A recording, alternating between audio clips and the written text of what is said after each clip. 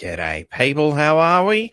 All you wonderful blokes and Sheilas, you freedom fighters, and of course, you freedom lovers out there. It is time for the North Queensland Freedom Network to get their shit together. And of course, the most important way to start that is with a sips, a schal, prost, whichever word suits you. It means the same thing. Importantly, we are drinking in mateship and friendship because we're all here to be friends. We're not violent. We're not evil. As much as there are horrible people out there who would like to say such things, we can animately deny it quite clearly by going sips.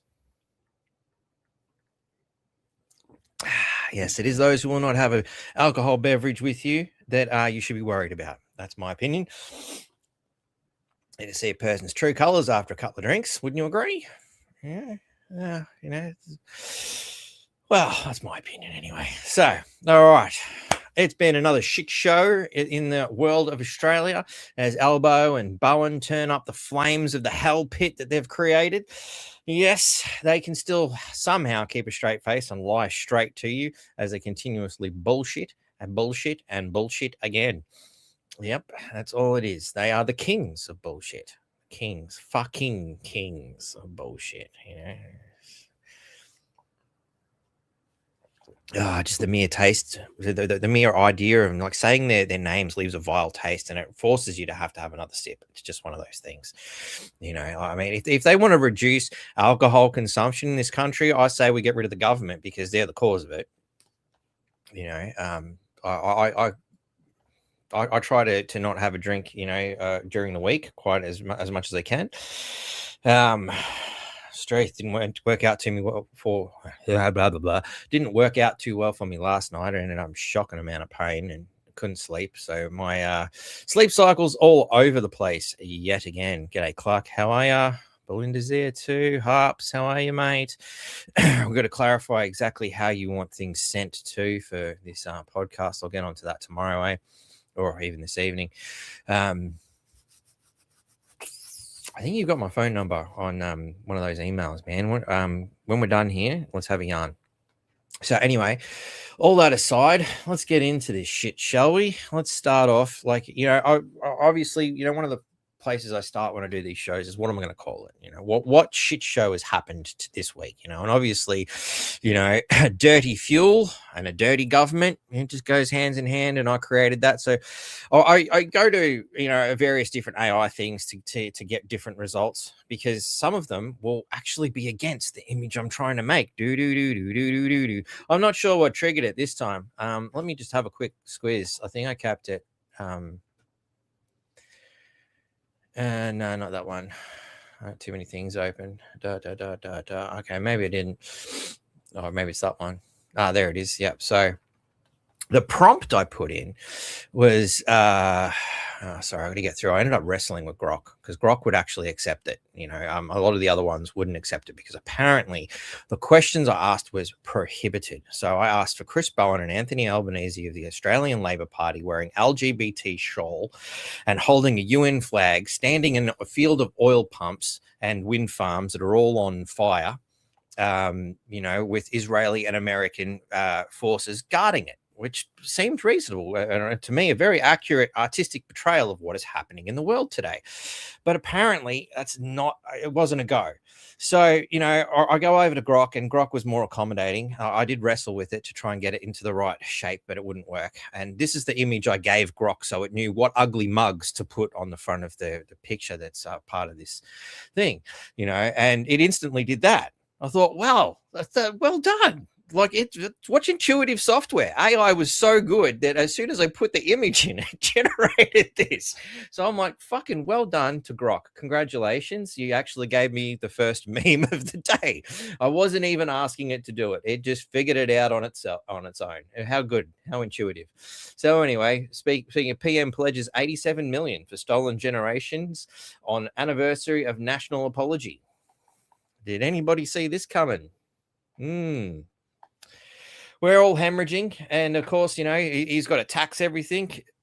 Excuse me. I believe I did see one that escaped my attention earlier today. I didn't escape my attention, but I forgot to bring it in. Was that Albo is now looking to tax the fuck out of superannuation after he said he wouldn't. So we obviously know that death tax and every other tax, as if we're the most taxed country in the face of the world. And apparently we still need more taxes to pay for clowns like this so he can try and buy Aboriginal votes. I'm not sure why. They only make up like 1 million of the population, and he imports more than 1 million people every year. So, as I explained to an Aboriginal elder not long ago, mate, do you realise that Albo has imported more people in his first term than there are Aboriginal people in this country? His jaw hit the floor and the first words out of his mouth were, those people got to go home. So anyway, some more wonderful work. This is Sam Bamford here. We were told to label newly arrived illegals as long-term disabled, even for headaches or back pain. Well, I've got some serious fucking back pain. Can I have long-term disabled, please? I mean, for fuck's sake, it just does your head in. And why? So that they can get Social Security for life. Wow, we're literally funding, our invasion here. This is madness, absolute madness. Sips. It's enough to drive you nuts, enough to drive you batty. Anyway, speaking of things that drive you batty, the cause of driving up prices, the cost of living, price rises under Labor, 37% on electricity. Well done, Blackout Bowen. 21% on bread, a basic staple. People were arrested allegedly for stealing a loaf of bread in Britain because they couldn't afford to live. It's all right. Albo's going to repeat that here for the colonials that were sent here for stealing bread, such as my family, no doubt. Not sure what they got sent here for, but they were sent here as prisoners nonetheless. 40% domestic travel. Of course, we don't want you pesky people traveling. That's only for jet setters like Elbow, and the rest of the elitist scum who continuously tell us how they're saving the planet by jet setting all over the world. 25% on cakes and biscuits. I didn't even realize that one, guys. It's time to start making them at home. 37% on eggs. Well, looks like that one went out really quick. We can't afford the fucking eggs. 42% on gas. 31% on snacks and confectionery. Look, maybe it's time to quit, when Cadbury's, which I believe is owned by perhaps a Jewish organization, last I checked, maybe when you stop funding them, they'll go away. Stop buying Cadbury's. That's a great place to start, like just pick one, maybe pick them all. Just stop buying that shit. It's not good for you anyway. And 20% on cheese. Well, at least the 20% on cheese ain't too bad. You can get cheese and bread. Don't worry about the bickies. You can't afford them. They're 25%. So anyway, why is all this, and how is this possible? Well, 1,000 new Labor voters imported every day. Yep. Gotta love it. Gotta love it.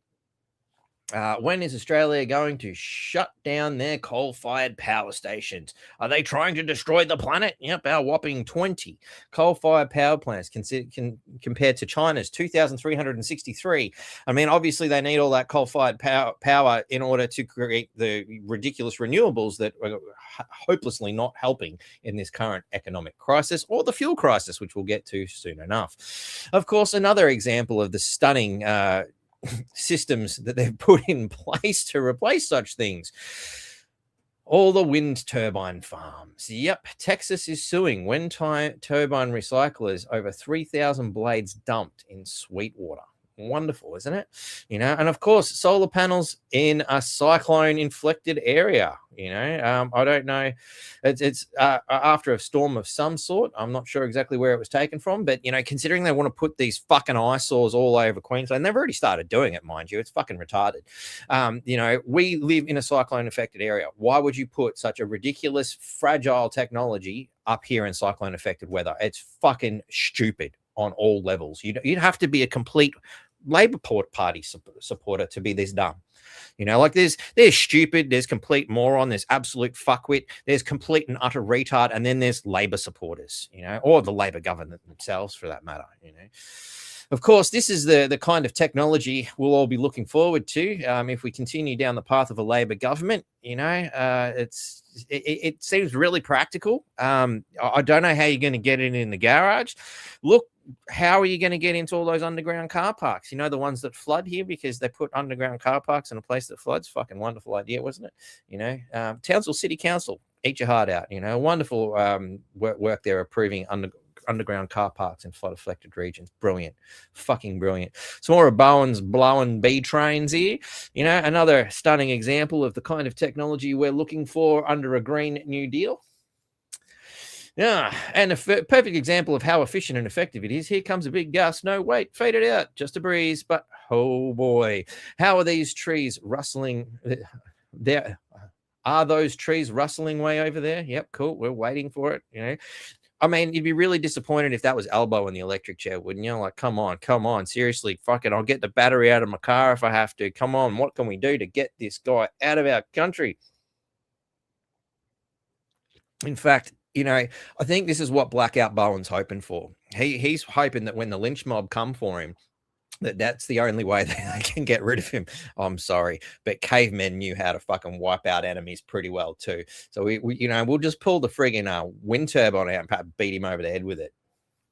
Just, I'm not suggesting violence. It's all theater. It's just a joke. It's just a joke. It's supposed to be a joke. Relax, breathe.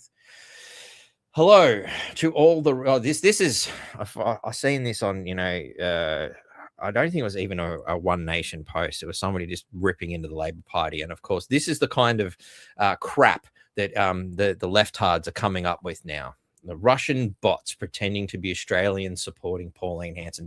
That's the crying left attempting to justify the sudden swing towards a One Nation as the major parties cripple and crumble under the weight of their own lies and failures. Yeah, One Nation, stop immigration. Now, even the ABC is reporting that homelessness under Albanese government worst in living memory, Peak Body warns. Yet they're still bringing them all in, sticking them on welfare and expecting the guy in the tent to pay for it. Yep, gotta love it. Democracy at its finest. Yep. Seriously, why the hell should we support this government? It doesn't support us. It's not supporting the guy in the tent. It's not helping at all. They are the cause of the problem. Because there is no plan to fix anything, because the plan was to destroy everything so that you will own nothing and be happy about it, ladies and gentlemen. Yes, of course. Why else would you be bringing dirty fuel, allowing dirty fuel in, if not to destroy the family car? I'm looking forward to some of that dirty fuel hitting the tank when we got to try and get the kids to school so they can be socialistly indoctrinated. Yes, I'm sure we all are. It's wonderful, Sips. Sorry, young Johnny won't be attending school today. Elbow killed our car. I think that'll be the new set of notes coming in. So anyway, fun and stuff aside, let's actually let's suppose wrong button again. Bugger off. I'm done with you. Right. So, some more amusing things that have come my way these days. So, good old Townsville City Council, except it wasn't Townsville City Council. They suck balls just as much. But here we go, the Port Douglas mob. A council member has accidentally discovered a sinkhole in Port Douglas by driving straight into it. Yeah, much to the amusement of ratepayers. I'm sure they're really stoked that all the insane amount of money that people are paying in rates. And this is what happens when driving down the road. All I can say is, well, thankfully it wasn't an innocent victim. You know, it was somebody who actually signed up to work for the council for some strange reason. Again, I don't understand why people aren't just, we refuse to work for you, corrupt criminals. I don't get it. Like, they are a pack of lying, filthy animals. Nothing worse than the council, I think. They are the worst of the worst. You know, the ultimate UN dogs. But here they are, taking thousands and thousands of dollars out of every homeowner. And they can't even keep the roads maintained. You can see there's water pouring out of it. Brilliant, brilliant. An unlucky council member. Unlucky? No. This shouldn't have happened because the council can't do their fucking job. That's the problem, you know. Car suddenly fell into a sinkhole, completely submerging the bumper. The bumper's still, I can still see it. They even when they've got photographic evidence, they can't fucking tell the truth. Well, good old Townsville bullshit. Nothing like it. You know, of course, they probably pinched this story from somebody else. You know, the Courier Mail, of course. Yeah, they're all one and the same. They're all owned by the same American company. You know, you got to love it. You know, good old Rupert Murdoch. Well done, mate. You can hire an idiot. You know, off you go. So anyway. Let's move along, shall we? Some more Interesting news in the north here. A Townsville bullshit has suddenly learnt about the Pastafarians. Oh my God, the horrible people. Far North Pastafarians unite against Queensland government's license restrictions. A fight over freedom of expression has reached boiling point in the far north of the state as Pastafarians join an international campaign to wear colanders on their heads in driver's license photos. I think they managed to trivialize that as much as they possibly can. But it's okay for men to dress up as women. That's okay. But you can't put a colander on your head and say that you're a Pastafarian. You know, it's the world we live in. A fight over freedom of expression has reached boiling point, and they repeat. They couldn't even come up with a different line. They had to repeat themselves. Talk about shitty journalism. You couldn't even come up with an even catchphrase. No. Anyway, the Queensland government ruled last month that the driver's license of Mariba man Sabin Sadikella was invalid because his headshot showed him wearing the kitchen utensil. Is this the same for, all them Muslim headdresses and burqas and all that sort of stuff, Banunda mechanic Daniel Blue, who is an ordained minister of the Church of the Flying Spaghetti Monster, has criticized the decision, arguing that a faith-based exemption should apply to followers of the religion.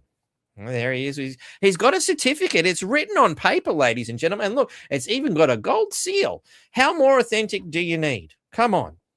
I mean, you're going to let men pretend to be women and women pretend to be men, and you're going to try and do all sorts of other weird shit. We've got religions who believe the weirdest shit I've ever seen. Honestly, I don't understand how people go for religion myself. But, a Church of the Flying Spaghetti Monster is just as likely as half the other shit I've read. That's just my opinion. Anyway, I think it's incredibly unfair, said Mr. Blue. It's an all or nothing deal. If religious exemptions exist for some religions, they should exist for all of them. I'm totally against the case of rules for thee, but not for me. And I'm inclined to agree. At the end of the day, if you're going to let one fantasy go ahead, whether it be a religion, whether it be men can fucking be women, whatever fantasy, if you're going to allow fantasies to run amok in this country, then expect this. This is a natural response to stupidity. It's like, well, let me show you what stupidity looks like. There's this guy. He's doing a license to stray. Like, come on, and you can only thank the left. Like, this Church of the Flying Spaghetti Monster has been around for a while. I always thought it was highly entertaining myself. I might even join just for shits and giggles. Sips, ladies and gentlemen.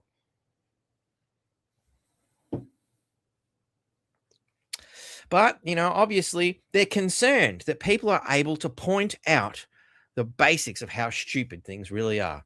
But, why listen to the Townsville bullshit? We can go and go to the source. Let's have a look. Pastafarians in armed forces. Well, if you're going to let drag queens hold guns and serve the country, why can't a dude with a colander on his head? At least, he's eating food and not some fucking, Cadbury's-based product. Okay. They can officiate your wedding for you. I mean, what more do you need? And look, they've even got greeting cards. Like, I mean, come on. Let's vote. A message from the Church of the Flying Spaghetti Monster. As a church that values the separation of religion and politics, we've always avoided political messaging. However, recent developments concerning religious freedom compel us to remind our members about the... Well, we've got to find out now, don't we? That's a bit rude. Concerning religious freedom, compel us to remind our members about the importance of civic participation. Across the United States, we are witnessing unprecedented efforts to integrate specific religious teachings into public institutions, particularly schools. Powers of prediction. While we respect everyone's right to their religious beliefs, we maintain that public institutions should remain neutral spaces where all beliefs are treated with equal respect. But the problem is the beliefs don't respect each other, isn't it? But anyway, you feel free to go and have a look at the spaghettimonster.org website and get yourself all informed. You may feel inclined to get rid of whatever religious ties were burdening you, and ties, I fully mean that, because as far as I'm concerned, religion is institutionalizing spirituality and taking you away from your direct connection to whatever it is, be it a spaghetti monster or not. Anyway, enough fun and games. Let's move on. The Noticer.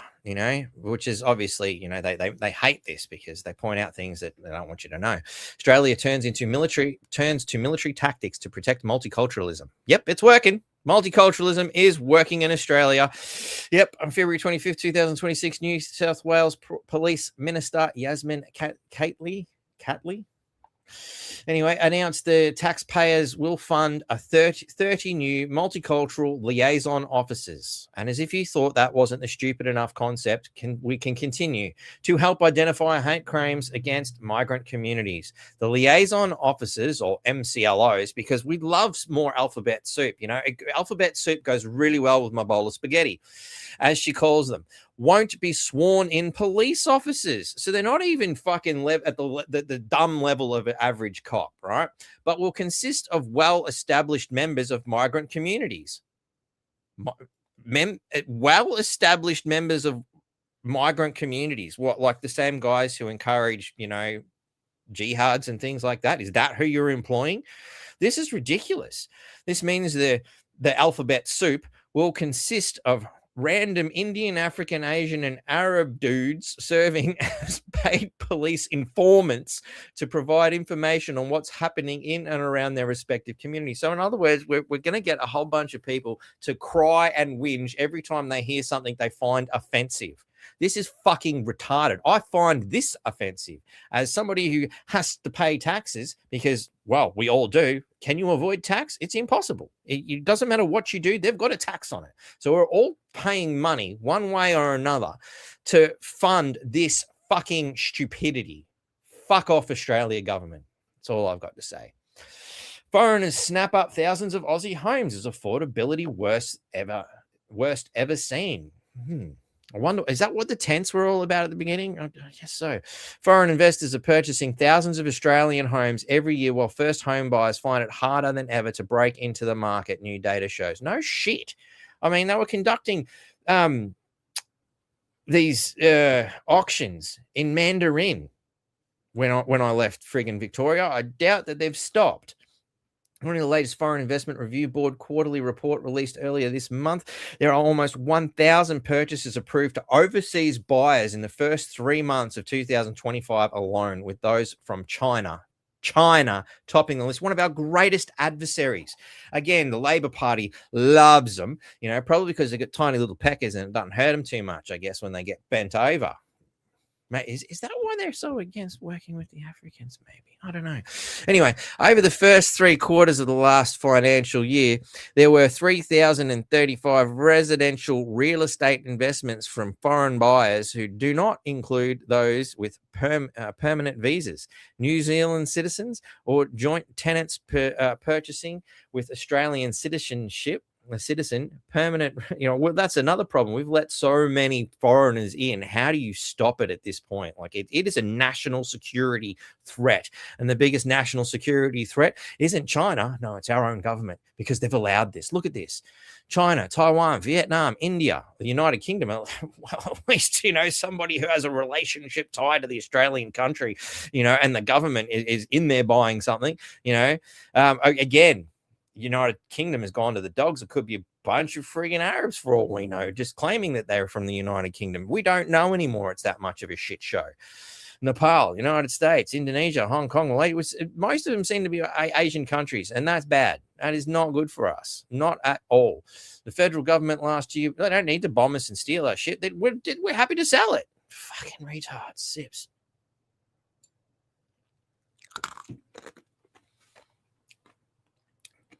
Should be jokes on them. Ha ha ha, we got your money. No more, you can't have it. You're not Australian. Problem solved. I can solve all the world's problems really quickly. Just put me in power.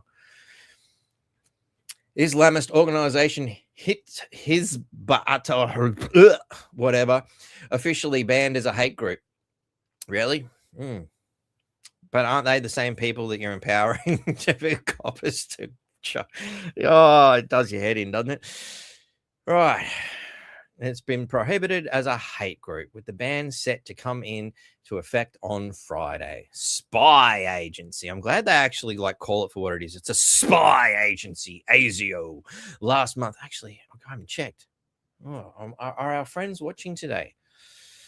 Are our friends in ASIO watching today? We should check these things. It's important. Oh, Queensland Surveillance Drone. Hello, how are you? Oh, not even a hidden network today. Oh, they must be busy. Perhaps, hopefully, arresting Elbow and the rest of the Labor Party. It's only, you can always hope. The first stage in outlawing a group under controversial new federal laws rushed through Parliament by the major parties, the Uni Party, let's call it for what it is, in mid-January in response to the Bondi Islamic terrorist attack. Yeah, wow. Governor General, and of course, let's cut through the bullshit and get to why. Yeah. ASIO boss secretly hosted Israeli president during Australian visit. I wonder why they were the first aid group. Of course, we got to make it look good before we go for the right-wing extremists, eh? You know, we've got to at least go, well, but we went for one lot of Islamists, you know, like, isn't that good enough? I thought that said lowly institute. That would be appropriate in my mind. But anyway, ASIO boss Mike Burgess held a secret meeting with Israel's president during somebody fucked up there his controversial visit to Australia last month. The spy agency has admitted. The meeting at ASIO headquarters. And see, again, this is supposed to be Australian intelligence. What the hell are they dealing with Israel for? You know, unless there's something else going on here. All right. So ASIO confirmed the meeting to The Guardian following questions from Mr. Pocock to Foreign Minister Penny Wong. I mean, it's just a fucking shocking state of affairs, isn't it? In the Senate on Tuesday, which she refused to answer while saying that queries about the spy agency were often very sensitive. Oh, of course, they, especially when they make you look bad. Isn't that right, Miss Wong? The president met with Director General of Security and was briefed by ASIO counter-terrorism team on their work following the Bondi attack. I mean, what work? I mean, didn't they just sit back and let it happen? Is it, and who advised them to do that, may I ask? You know, I mean, it always occurs to me, you know, like everybody fucking jumps up and down about this anti-Semitism thing, but you know, I feel sorry for the Jewish people because they're usually the first ones to be attacked by their own Israeli regime in order to make a point. You know, they're more than happy to roll over their own people in order to maintain their own power. And look, seriously, if you're of Jewish descent, I'd be worried about your Jewish elitists because they'll send you to a gas chamber to make a point. Don't you worry about that. They do not give a fuck about you any more than they give a fuck about us, as stated by what's that ugly fucking piece of shit's name?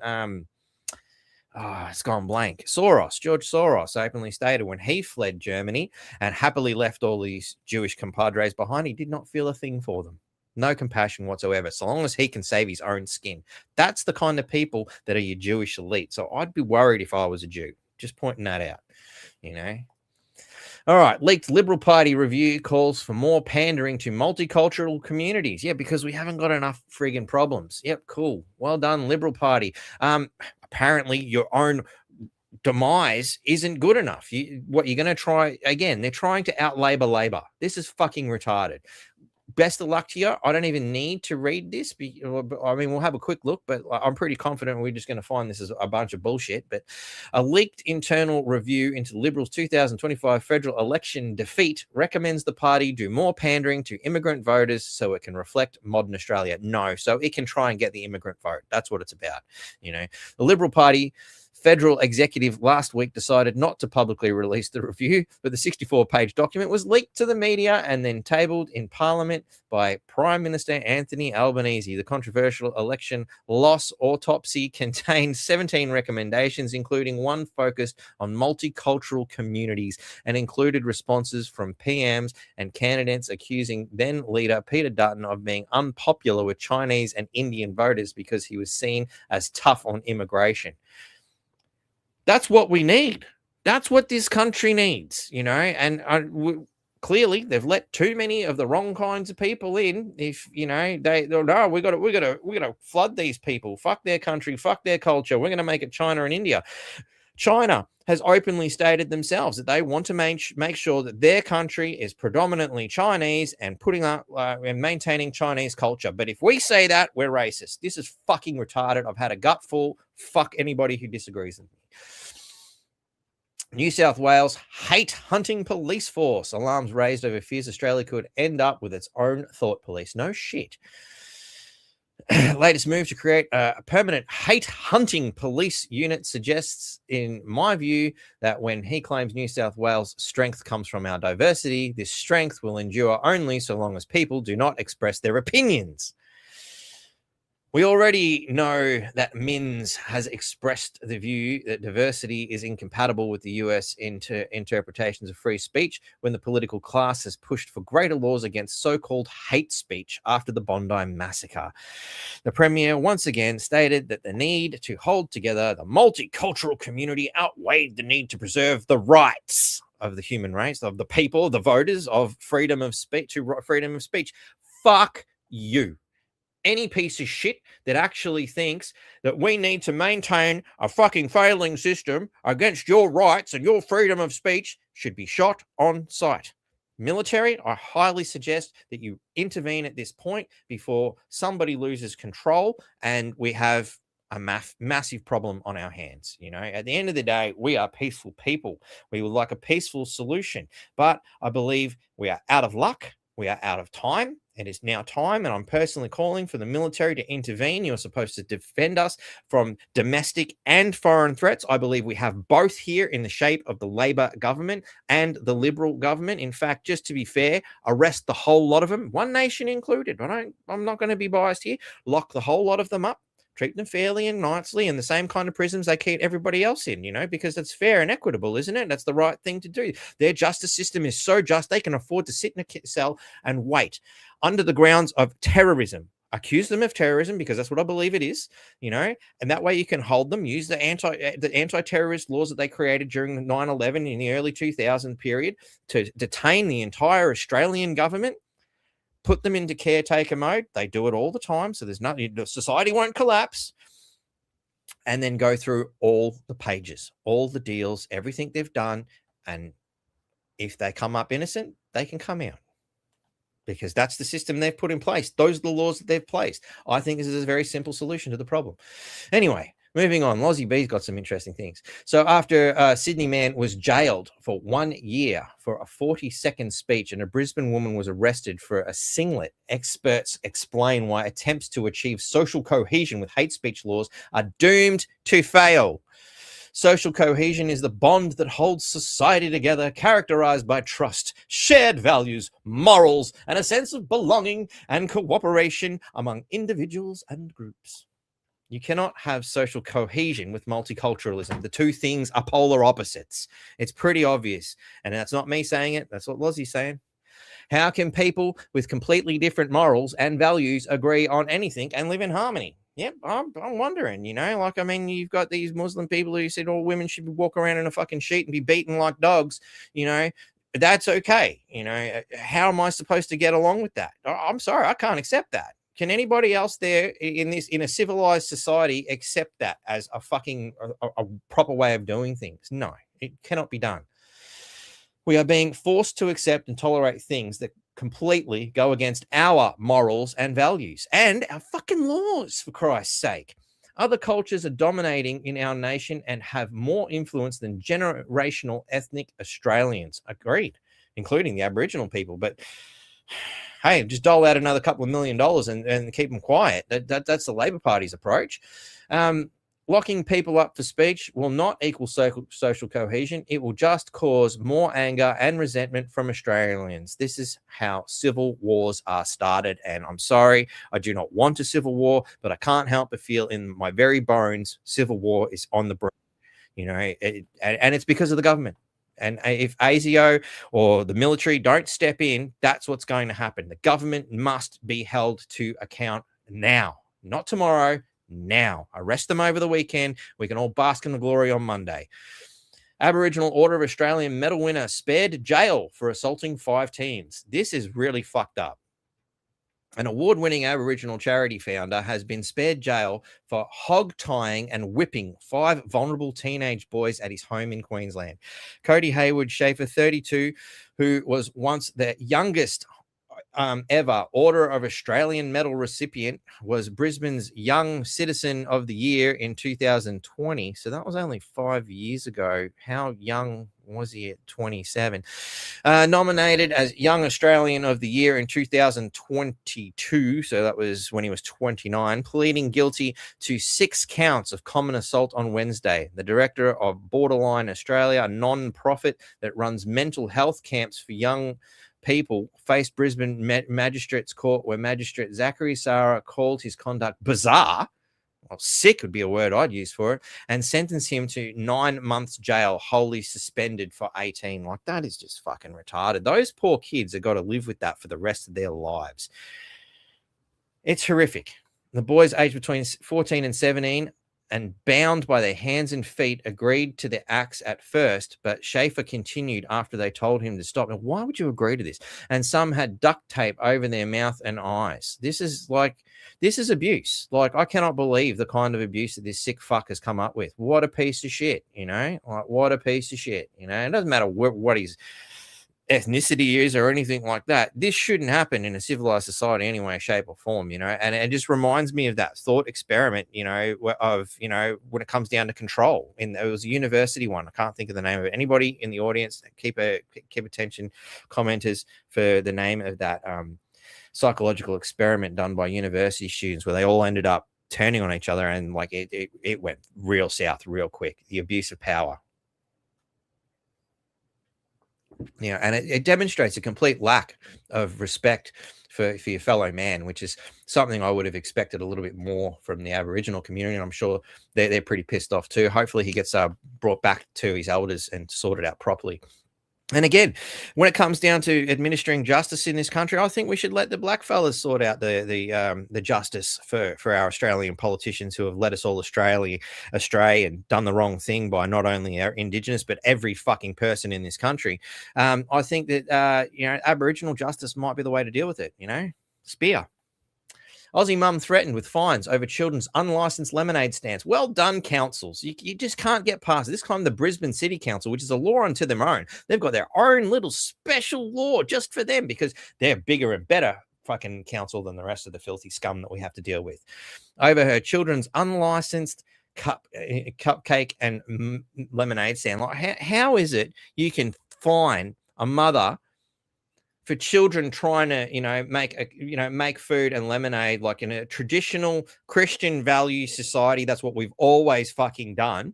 But now, oh no, you've got to have, you know, food safety licenses and this license and that license, and kids can't be kids anymore. No, we're not having that. No, quick crack down on them. But in the meantime, all the parents who let their kids, you know, run amok and, you know, beat up other kids and steal and fight and, you know, in some cases murder and even kill themselves, stealing cars, all that sort of shit. That's fine. We won't touch the parents there, but don't you have a fucking lemonade stand? Well done, Brisbane Council. It's the kind of scumbag act I would expect from the Townsville City Council because they're just as filthy. Absolute scum. Former suburban Melbourne mayor accused of raping teen gets identity protected. Isn't that interesting? I saw somebody was sending me actually what's his name? The kid's name. There was a, you know, so and so's law, the pedophile fucking registry act. Yep.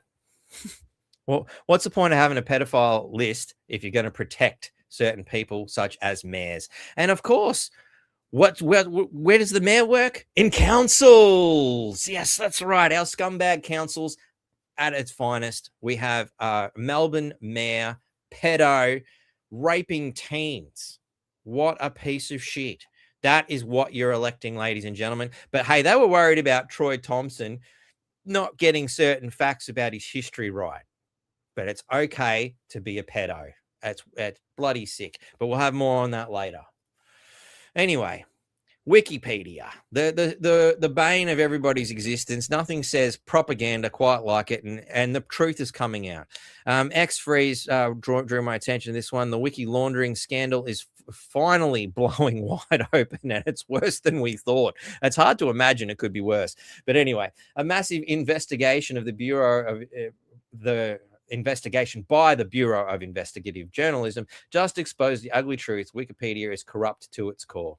All right, well, let's go straight to the source, shall we? 25 years after it was founded, Wikipedia stands as an unrivaled achievement. Really? Only because no one's allowed to step against it. Not only is it the single largest collection of information in human history, well, information, is that the right word? Propaganda, let's call it what it is. The largest collection of propaganda in human history. It has also built a stellar reputation for unreliability. I'm just going to fix these words. It says reliability, but I'm sure they meant to say unreliability in a digital world awash with lies and deception. And obviously the core of that deception is Wikipedia. For this reason, all AI tools have begun to carry the site's contents far and wide, regardless of how many times I tell AI, ignore it, it's shit. But it doesn't listen. Chatbots and AI-generated search summaries are guiding you to propaganda. Isn't that wonderful? Both use Wikipedia as the key source. Now we can reveal Wikipedia has been subject to shady, paid-for edits ordered by partners at an elite London PR firm with links to Downing Street. And the clients who benefited from this wiki laundering are some of the world's richest and most powerful people. I bet you didn't see that coming, eh? You know, mates of mates, you know, money loves money. The firm in question is Portland's Communications. His founder, Tim Allen, is now the director of communications for Keir Starmer. Wow, who would have thunk? And it has been bustled once already for this practice, which is in breach of the British PR Professionals Code of Conduct. But hey, rules are only for poor people, right? But after the firm was exposed, former employees told us it simply started hiring middlemen instead. No shit. As one of them put it, no one said we should stop doing this. Wow, you've really got to spell it out to some criminals, don't you? Nobody told me I couldn't do it, so I did, you know. The question was how we could keep doing it without getting caught. It's like talking to a 5-year-old. I mean, this is the kind of logic you get out of a child who just wants what they want in pure selfishness. It's madness. You'd expect a little bit more from somebody who's allegedly grown up. But anyway, I guess it's a point of view more than anything. Portland's subcontractors have polished the public image of Qatar by buying references to critical reporting ahead of the 2022 World Cup. According to the firm's insiders, they have also obscured mentions of a major terrorist financing case involving Qatari businessmen, scrubbed evidence that a $1 billion Gates-funded project failed in its mission, and promoted one side of Libya's post-Gaddafi government over the other. Often, however, the changes were more subtle, burying bad press under descriptions of a client's philanthropic work, or swapping out critical news references with something more positive. Oh, isn't that nice of them to be so touchy and feely and so concerned about my feelings? Oh, darling. Fuck me dead. Sips. So there you have it, ladies and gentlemen. It's pretty short and sweet and to the point. We all have it. Not to mention Epstein details scrubbed from Madeline's Wikipedia page by shady paid editor. I mean, need we go on? We know where the filthy richest elite scumbags really want. They want your children, and you don't want to know what they're doing with them. But bringing back to this kind of sums it up quickly for us. Here's exactly how the rot works. Shadow Network, London-based PR firm, which we talked about, you know, it runs a secret black hat editors middleman bypass run, reputation scrubbing on steroids. They delete scandals, human rights abuses, and even controversial Epstein files for powerful politicians, while scrubbing migrant worker deaths and slave labor scandals for Qatar, covering up ties to terrorists and buying corporate crimes for billionaire clients. And who's got the most money in the world? Guess who they're really fucking covering shit up for? Anyway, gatekeeping at scale. A tiny insider group controls what billions see as fact. Nothing like a good democracy to get things going, eh? Or is that a totalitarian technocratic dictatorship, perhaps? I don't know. This is exactly why Elon was hell-bent on creating Grokopedia, apparently. I mean, I'd like to trust Elon. I really would, but I'm sorry. track record of the human race is pretty bloody low. Anyway, Attorney General admits misleading the Parliament. Let's get into the Labor bashing, shall we? Labor's Attorney General, Sonia Kilkenny, has admitted misleading Parliament by falsely claiming she referred allegations of CFMEU misconduct to Victoria Police. Do we really need to read any further? We have the admission of yet another criminal act by the criminal syndicate, otherwise known as the Australian Labor Party. Again, they must be removed. How that happens, how peacefully that happens, is going to come down to whether authorities actually have any authority or actually morality for that case, or are they all under the same pedophile ring? That's the big question. You know, the military needs to step in before public dissent, and it's not far off. The people are at boiling point. You don't come across very many people who will say anything nice about the current situation. Nobody's happy. Everyone's having a bad time, and it's because of the government. They need to be dealt with. So we don't need to go any further because there's just so much more to get onto. Labor abandons vote to avoid giving corruption watchdog more powers. The Allen government has abandoned voting on its wide-ranging justice laws in Parliament to avoid giving Australia's anti-corruption watchdog expanded powers to investigate CFMEU graft on the 100 billion big build project. So, I mean, we're already talking about billions in the tens so far. Now we're moving into the 100s. How many billions of dollars have been laundered into another criminal fucking merchants enterprise union? I just made that up. Does that work? Anybody else got any suggestions? G'day, Robin. How are you? I just see you there. Hey, buddy. Explain gatekeeping.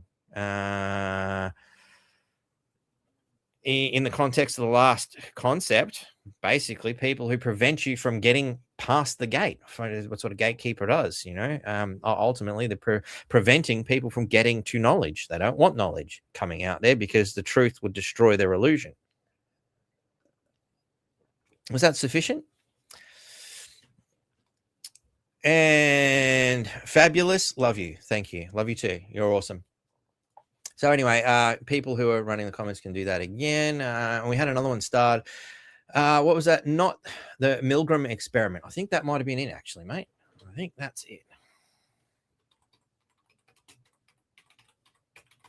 I knew somebody out there would know. You guys are all smart people. The Milgram experiment, conducted by psychologist Stanley Milgram in the early 1960s, tested how far individuals would go in obeying an authority figure, even when it involved inflicting pain on another person. The results showed that a significant number of participants were willing to administer what they believed were dangerous electric shocks to others, highlighting the powerful influence of authority on behavior. So, and again, this kind of scientific experiment is exactly what they use during things such as COVID 1984 for an lack of a better example. I'm sure you can think of many more of them, but that's fundamentally what we're doing. So thank you very much, Jason, for bringing that to my attention. Oh, well, helping me out, not bringing it to my attention. I brought it to my own attention. I just fucking forgot what it's called. So thank you kindly for that. Much appreciated. Let's get this back and rolling. Where were we? Yeah, CFMEU. Yeah. Come on, let's see it.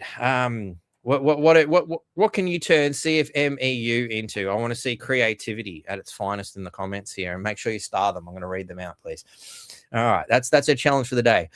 The Greens coalition and crossbench MPs were set to pass amendments to the omnibus justice. I've got to sidetrack. I've always done this kind of stuff, you know, ever since I was working for AMP many years ago in a dead end job with dead end people, deadhead people, perhaps even. Yeah.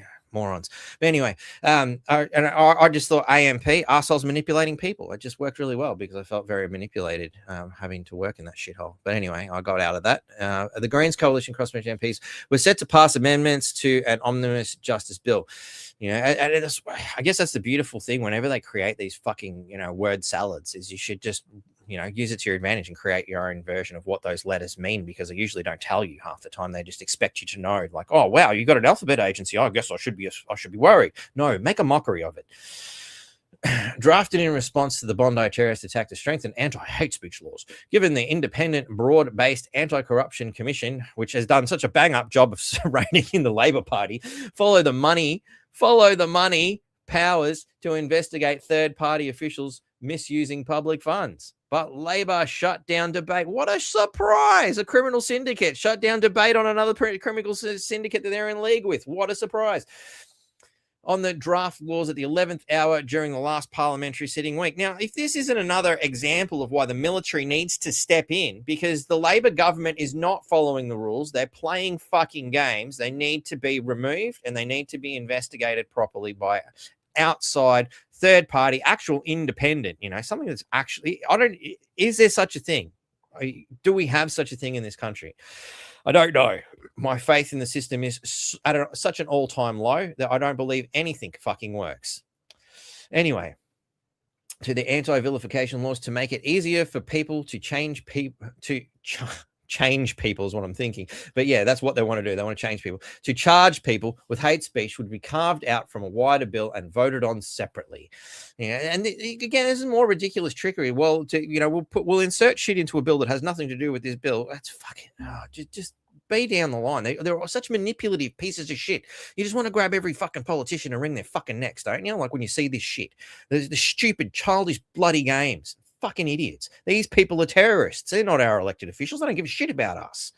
Sips to that.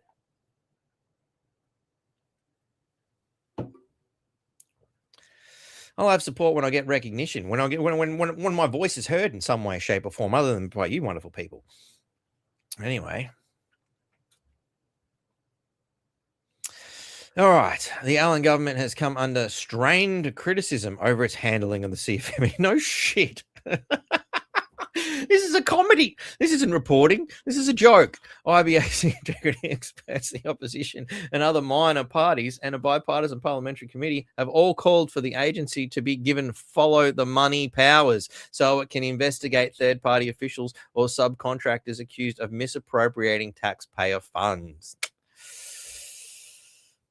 And as we spoke with, a lady who spent 14 years just last week in the Australian tax law research, whatever you want to, studying tax law, that she admitted even after 14 years, she still didn't know it all. And what's it matter? They change it every week anyway. So how's anybody supposed to keep up with this shit? It is an absolute dog's breakfast. This country is fucked on every level, and it's all thanks to government. Anyway, speaking of more government shit, today in the Senate has voted to censor good old Pauline, but why waste time listening to me? Let's let her speak. It is another unfortunate scenario here where Pauline displays that all these years in politics, the most famous woman in Australian politics still struggles to speak publicly, which is a bit of a shame, but let's have a listen.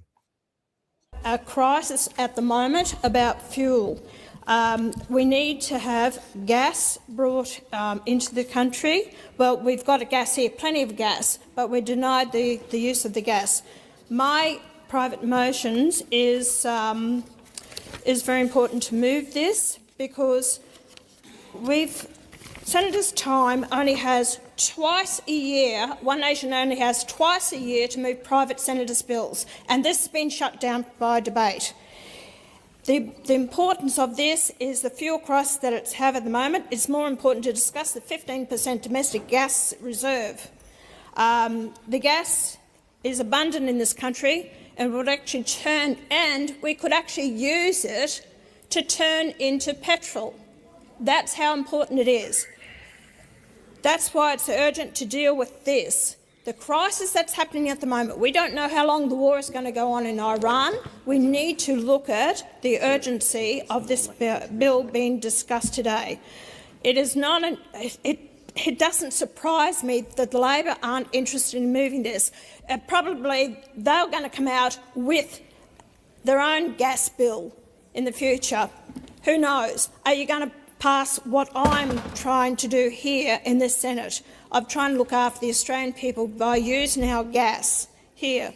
So it is very urgent that One Nation gets the time that we debate what is urgent to us. The Australian people are destitute out there. Our farmers, our business, our truckies, everyone is desperate at the moment. And yet you want to shut down debate on this today to discuss why. I think it's deplorable the way that this chamber treats One Nation when it comes to my private members' bills, notice of motions, everything that happens here. You do not consider this at all. That tells me you don't give a damn about the people out there if you're not prepared to actually discuss this bill today. Where is your concerns about the fuel security that we have in this nation to listen to what private members' bills may give? Because half the time you don't have the answers to the way this country is run. You actually are poor economic managers. You have never been in the real world to understand how grassroots Australians are doing it tough out there. And it just shows your incompetence that you're not prepared to listen to what needs to be done in the country. And of course it's the Greens on side with the Labor Party in this part, because you don't want to use the reserves of resources that we have and to see that Qatar exports more gas than what we do, or about the same amount, and they make $26 billion a year in their gas. They export. We make next to nothing. You've done really nothing about that. And then on top of it, you know, you export our gas overseas. Australians. And she's made a great point there. Like, how is it that other countries can make a profit, yet we don't? How does that fucking work? Like, what kind of a sham system do we have where Australia is literally being strip mined of all its valuable resources? We have shitloads of them. We should be making a fucking killing. And every Australian should fundamentally be getting a wonderful little fucking check in the mail for all of our wealth for toil and all that other shit, you know? Or these are all our lands. These are our resources. We have a vested interest in it. We have a stake in this, you know? Why are we not seeing profits? Like, show us the books, ladies and gentlemen. Don't have the gas that we need. We're selling it cheaper overseas than we're buying it back. We're importing our own gas. That's how stupid the whole lot is. And I've been pushing for this. It's absolute madness. You're not economic managers. You're not business-minded. You have no idea how to run the country. And it's all about yourselves, and you don't want. Harp, I agree. You know, this is the show. This is a show. You know, again, you know, this what I'm putting on here is a wonderful show, a wonderful display of our emotions. You know, at the end of the day, it's just highlights, and you've also highlighted it. They all need to be arrested. You know, I'm sorry that Pauline, she's used to it. She's been arrested before. She can show the other guys where the soap is.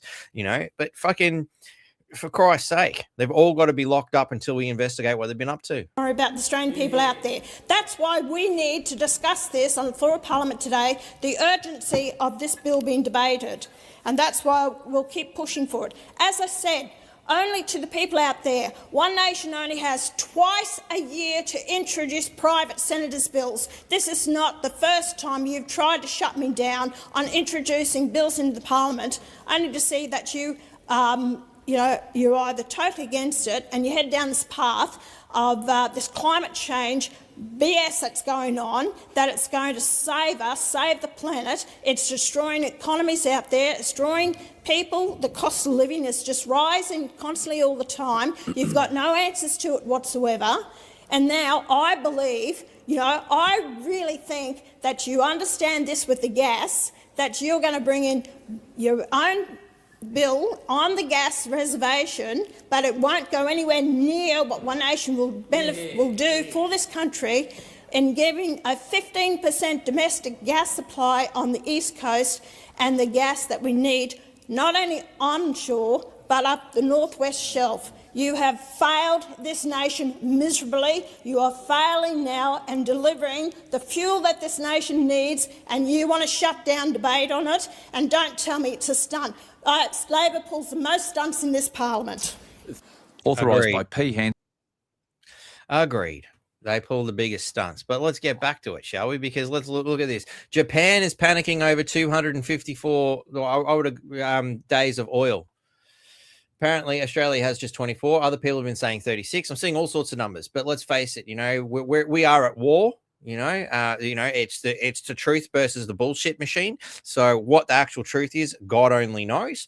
Let's just be fair and we'll say 30 barrels. Just it's a nice round number. Hey, Australia is not run by serious people. Absolute disgrace of an administration for decades. Both parties need to be dismantled. No, arrested, charged, and locked away forever. In fact, like I said, give them to the black fellas. Let's throw some spears at them. Anyway. I reckon you could sell tickets. Like we could really doing a wonderful job here. Like, who wouldn't be interested in buying a spot to throw a spear at a politician? Like, just a thought. We could do just some amazing business work here. Petrol protests and Pauline. Can Albanese keep a lid on it? I fucking doubt it.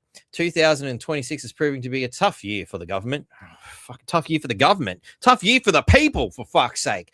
It started with a raw trauma of a terror attack targeting Jewish people in Bondi. Yeah, again, I still think we need to look into this a little bit more. I'm going to say they just allowed it to happen for political purposes, and has followed with conservatives stoking anxiety around migration.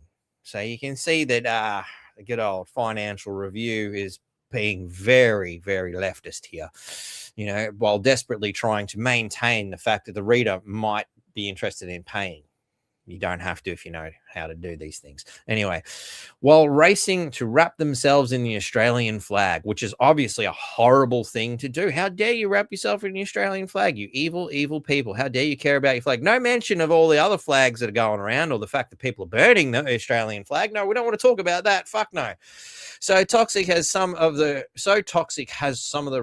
rhetoric been, or looking at some of it right now, particularly against the Islamic community. Fuck off. That the Prime Minister is calling for the temperature to be turned down weekly. Yeah, like nobody listens to that fuckwit. We need to turn the temperature down was his message after ugly protesters took place in Sydney during the February visit of Israeli President Isaac Herzog. Righto. Again, Financial Review sucking up to. Just an observation. Again, we definitely need some more of this follow the money laws, don't we? You can see why Labor really don't want it. In fact, you probably see why a lot of people really don't want it. Anyway, it may only be March, but social cohesion is on the fast track to be a buzz phrase of the year. No, it's on the buzz phrase to social disorder. That's where it's the fast track to social disorder. There's no buzz phrase here. It's fucking reality, with members of the government frequently invoking it as they seek to claim calm and increasingly anxious population. Yeah, of course. Everybody's afraid. Everybody's pissed off. Nobody's getting along because you've imported incompatible, intolerant people. The joint US and Israeli attacks on Iran and the subsequent relation. Oh, can we get to the fucking point? In addition to the violent impact, yeah, right. The RBA governor, blah, blah, blah. Right, was more cautious to hear assessments with interest rates rising again, thanks to the banks. Yep, cool. And who's running the banks? Oh, that's that Israeli mob again, isn't it? The Rothschild family. They're 48 out of 50 of the world leading banks, aren't they? And they just happen to be affiliated with Jews. Personally, I think they're more like terrorists, Satanists, Kabbalists, pieces of human garbage. If I was Jewish, I'd be offended to be actually associated with people like this. But that's just my thoughts. Maybe we get somebody of Jewish descent in to come and tell me how much they hate them too. As households across the country continue to deal with the perception and hard reality of cost of living issues, it is no surprise that angst is causing some dissatisfaction with mainstream politicians. Neither party of government can offer a neat, quick fix to the economic issues impact. No shit. They can't offer a problem because all they do is offer more problems. I can't offer a solution. They only offer problems. I'll get it right. Sorry, I'm not functioning very well today. Need another drink, obviously. Sips. Lack of sleep due to back pain. And, I get on a flow and then it just fizzes out, Anyway. neither party, and I did take some painkillers, just enough to sort of get through, which again doesn't help with my cognitive abilities here. So that's what happens. Pauline Hanson is not new to the political scene, but her divisive and populist, because having a popular point of view is such a bad thing. Like, I mean, I'm sure they have a real problem in the Financial Review when a pop band comes through, like fucking, I don't know, I can't even think of one. Name me a Pop Tart. When some Pop Tart comes through throwing a G-string out at the fucking audience, that's okay. That's that kind of populism. We're good with that, not a problem. But popularist politics, where people use democracy, because that's the idea behind it, which is the majority rules, hence popular.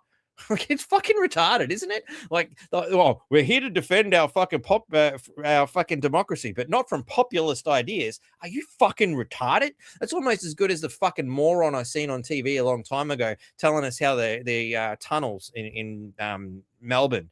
It's not that they weren't built thick enough; they just weren't built to specification. That's the same fucking thing, fucking retard. What the fuck is wrong with you people? The Australian and the media just lapped this shit up. Like, fucking hell. The Australian Financial Review, Red Bridge Group, Accent Research, One Nation's rising stocks with voters, of course, and they're worried about it because Financial Review might have a bit of a problem. In fact, all the mainstream media are going to have one hell of a problem. All they're going to do is shit stain the popular view into their own extinction, if that makes sense. This puts One Nation again ahead of the coalition and only 4 points behind Labor on the primary vote. I'm looking forward to seeing a big swing. Will it happen? Probably not. That was my lookup point. So here we are to the crux of the matter. Fuel quality standards relaxed for 60 days, 3 months after being tightened.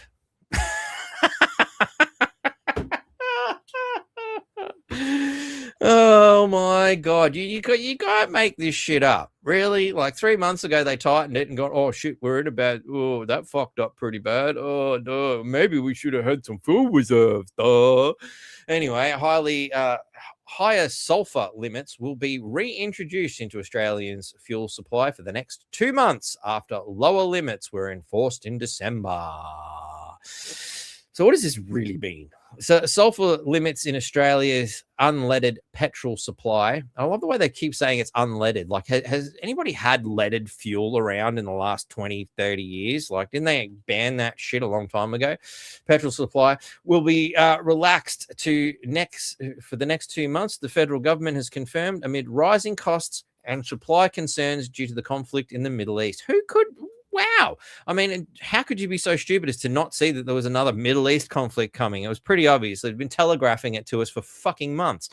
The change essentially rolls back tighter sulfur limits introduced in Australia on December 15, 2005 from 95 minus and 98 octane unleaded petrol, with sulfur limits were reduced from 50 parts per million to 10 parts per million. That's a pretty big jump. Australia's 91 octane unleaded supply will also temporarily be allowed to increase from 10 ppm to 50 ppm. Drive understands remaining lower than 150 ppm limit before the new standards were introduced in December last year. Federal Climate Change and Energy Minister and complete cockknocker Chris Bowen said the relaxed sulfur limits will add 100 million litres of new fuel supply each month. So what exactly is the process is what I'm questioning here that would have denied us 100 million litres of new fuel each month? Why? Why does that happen?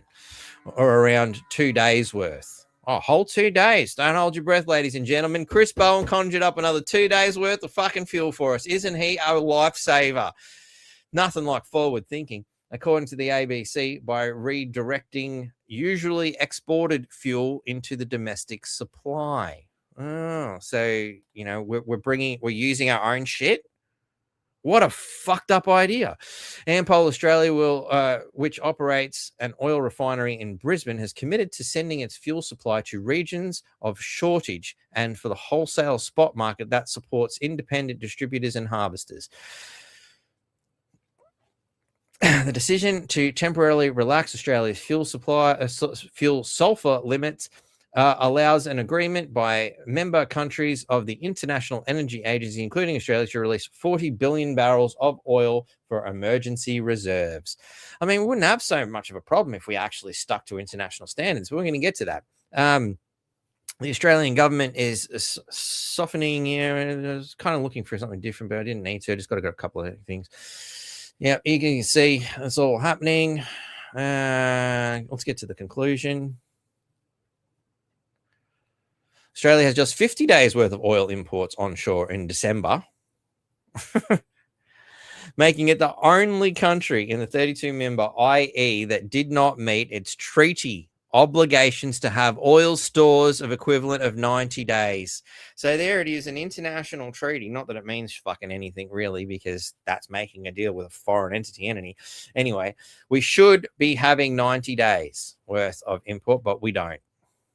Apparently, it's just 50 days, according to them. It's amazing how many numbers get flung around. Which one is true? But, of course, times of war, the law falls silent. And, of course, as Napoleon said, the first victim of war is the truth. Sips. And we can see that as more and more people are not allowed to speak, So, Energy Minister misleads an oil reserves in Australia. Now, this is from 2022. So this is not a new problem. This is not a problem that these fucking morons were unable to deal with. What is claimed? There are 89 days worth of oil in stock in Australia. Our verdict, misleading. At the time of this claim, Australia had 64 days of oil in the country. A further 25 days of stock were in transit or overseas. That's not having a stockpile. That's shitty fucking management. That's what that is, Order more, you fucking retards. Well, instead of just going, well, we've got to have 90, we'll just aim for 90, and then we'll just have this constant, moving backwards and forwards crap, like they're just playing with numbers. And you can see that's what the Australian government always does. It plays with numbers. It is an art form to take rock solid facts and turn it into some sort of a fictional fucking construct. That's what our politicians are skilled at. Utter bullshit. And they want to call what we say mis and disinformation. For fuck's sake, they will know all about it. They're the masters of it.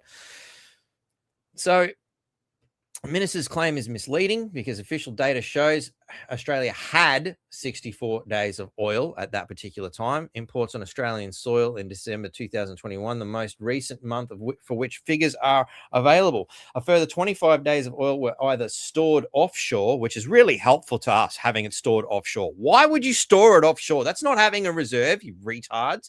Onboard vessels to the country, or being prepared for shipment at the time. Like, that's not acceptable. Mr. Taylor had made the claim during March 9 interview on Sky News, during which he was questioned about rising petrol prices, asked about Australia's strategic oil stocks. And I like the way it's strategic. You got to have some sort of a strategy to be strategic. Clearly something that the Labor government's only focus in strategy is covering their own ass and maintaining their criminal organisation. We have 90 days or 89 of stocks here in Australia, according to the definition we use. I guess the definition they use. You see the word smithing? But by my views, by my views, you're all corrupt and belong in a jail. Problem solved. And that includes both crude oil and finished products. So, again, so they're talking about crude oil. What are you going to pour crude oil in the tank? It's not going to help. When contacted about the basis of the claim, spokeswoman, let's get to the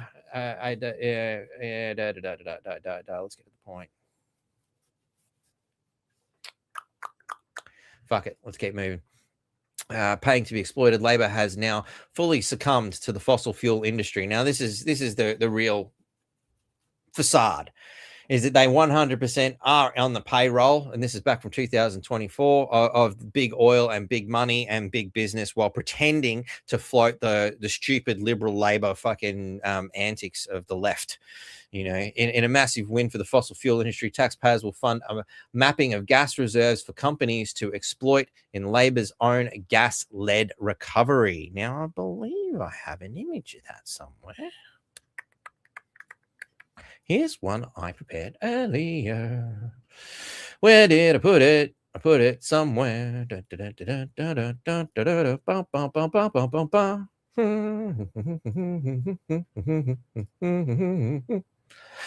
I'm sure I put it somewhere, but now I cannot find it. I think I left it in an X post somewhere. Oh, it's all right. It'll come up. Where were we? All right. So, you know, I forgot to fix it. I'll do that later. Actually, we probably don't really need to. I think we've got to the point. Labor sold, according to Aussie Love It or Leave It, 1.7 million barrel fuel reserve back in 2022. Australia has got 1.7 million barrels of crude oil as a safeguard, which is not enough. And that's in 2022 under the Morrison government. 94 million at COVID lows. And stored it in US Strategic Petroleum Reserve. Now, why is it stored with the US Petroleum? Like, that's basically saying, here, we'll buy it. We'll just put it, you guys have it. That's the way I look at it, because we know when it comes down to it, when America wants it, they'll just take it. They don't care. They'll happily tell you. Sometimes they'll have the decency to lie about it, but, you know, let's face it, it's America. They do what the fuck they want. To meet IEA 90-day obligations. We can see it over and over again. It's the same shit over and over. Yep. And there's the article to go with it. This is from 5 years ago. But the move is intended to ease long-standing concerns about Australia's fuel security. 5 years ago, long-standing concern about Australia's fuel security. It's really straightforward. Where does that link take us, I wonder? This will be interesting. 6 years ago, Australia urged to move away from oil dependency or risk fuel supply crisis. Well, that worked, didn't it? These stupid electric vehicles still need coal and shit because their bloody shit don't work. Their shit does not work. Major oil imports to Australia. Wow, we seem to be getting from everywhere. Yeah. Who aren't we dependent on when we don't need to be? It's fucking astounding, isn't it? Global gas supply crunch looms as Qatar halts production, but of course we have a real problem here. Woodside Energy and Santos, are one of the big ones selling it, but they've got commitments to sell it overseas. We've got shitloads of gas in Australia. It's no problem, but we've committed to selling it to other people. So you, the Australian people, you cannot have it. No. Why should you have it? You're only the fucking, people in the country, and it's your shit. But Woodside Energy and Santos has committed to long-term contracts with customers in Asia, which means fuck you, Australian, fuck you, round eye. Who gives a shit, hey? Meaning they have little scope to offer extra cargoes to help replace Qatar volumes. Again, why? This doesn't even begin to make sense. Why would we be fucking importing it when we don't fucking need to? It's fucking retarded on every level. Self-sufficiency. Why don't we have that? We should be the most self-sufficient sovereign nation out there. Sips, ladies and gentlemen. It's enough to make you drink.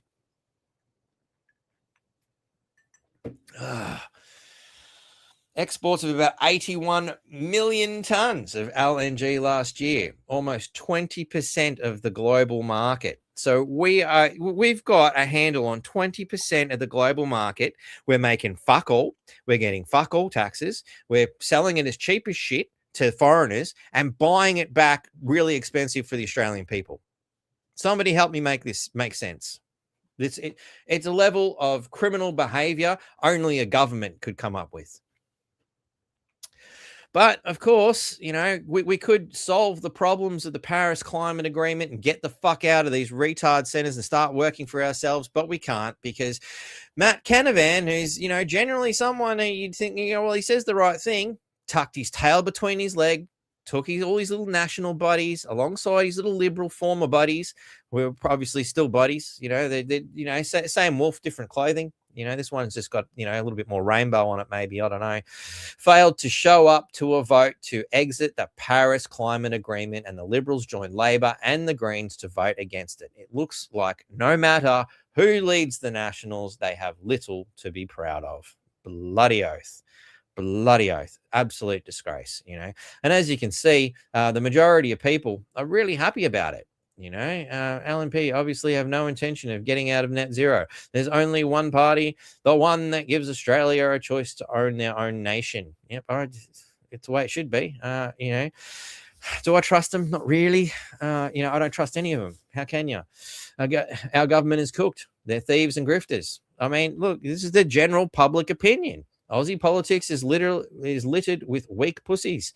All our surprise. Are we surprised though? I'm not. Bureau of Imaginary Problems, Climate Change Division. I love it.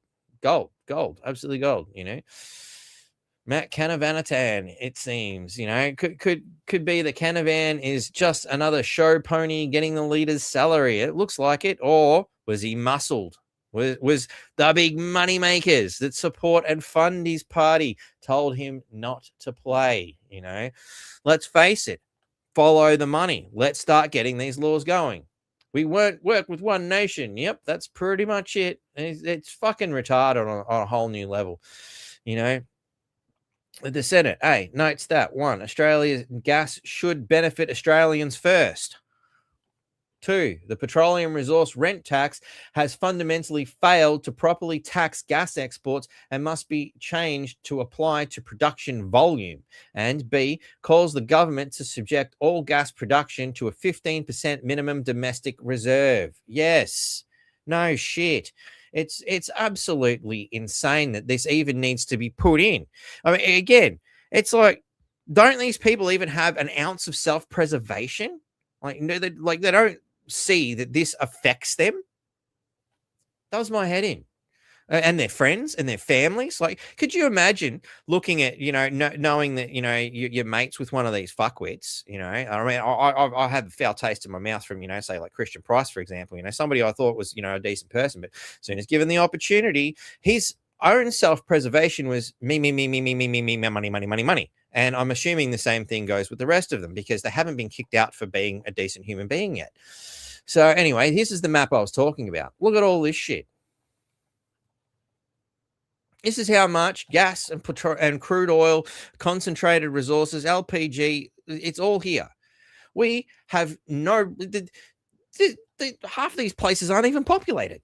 Look at this. It's huge. Why the hell are we dependent on anyone at all? It makes no sense when you look at this. No sense at all. Just look at it.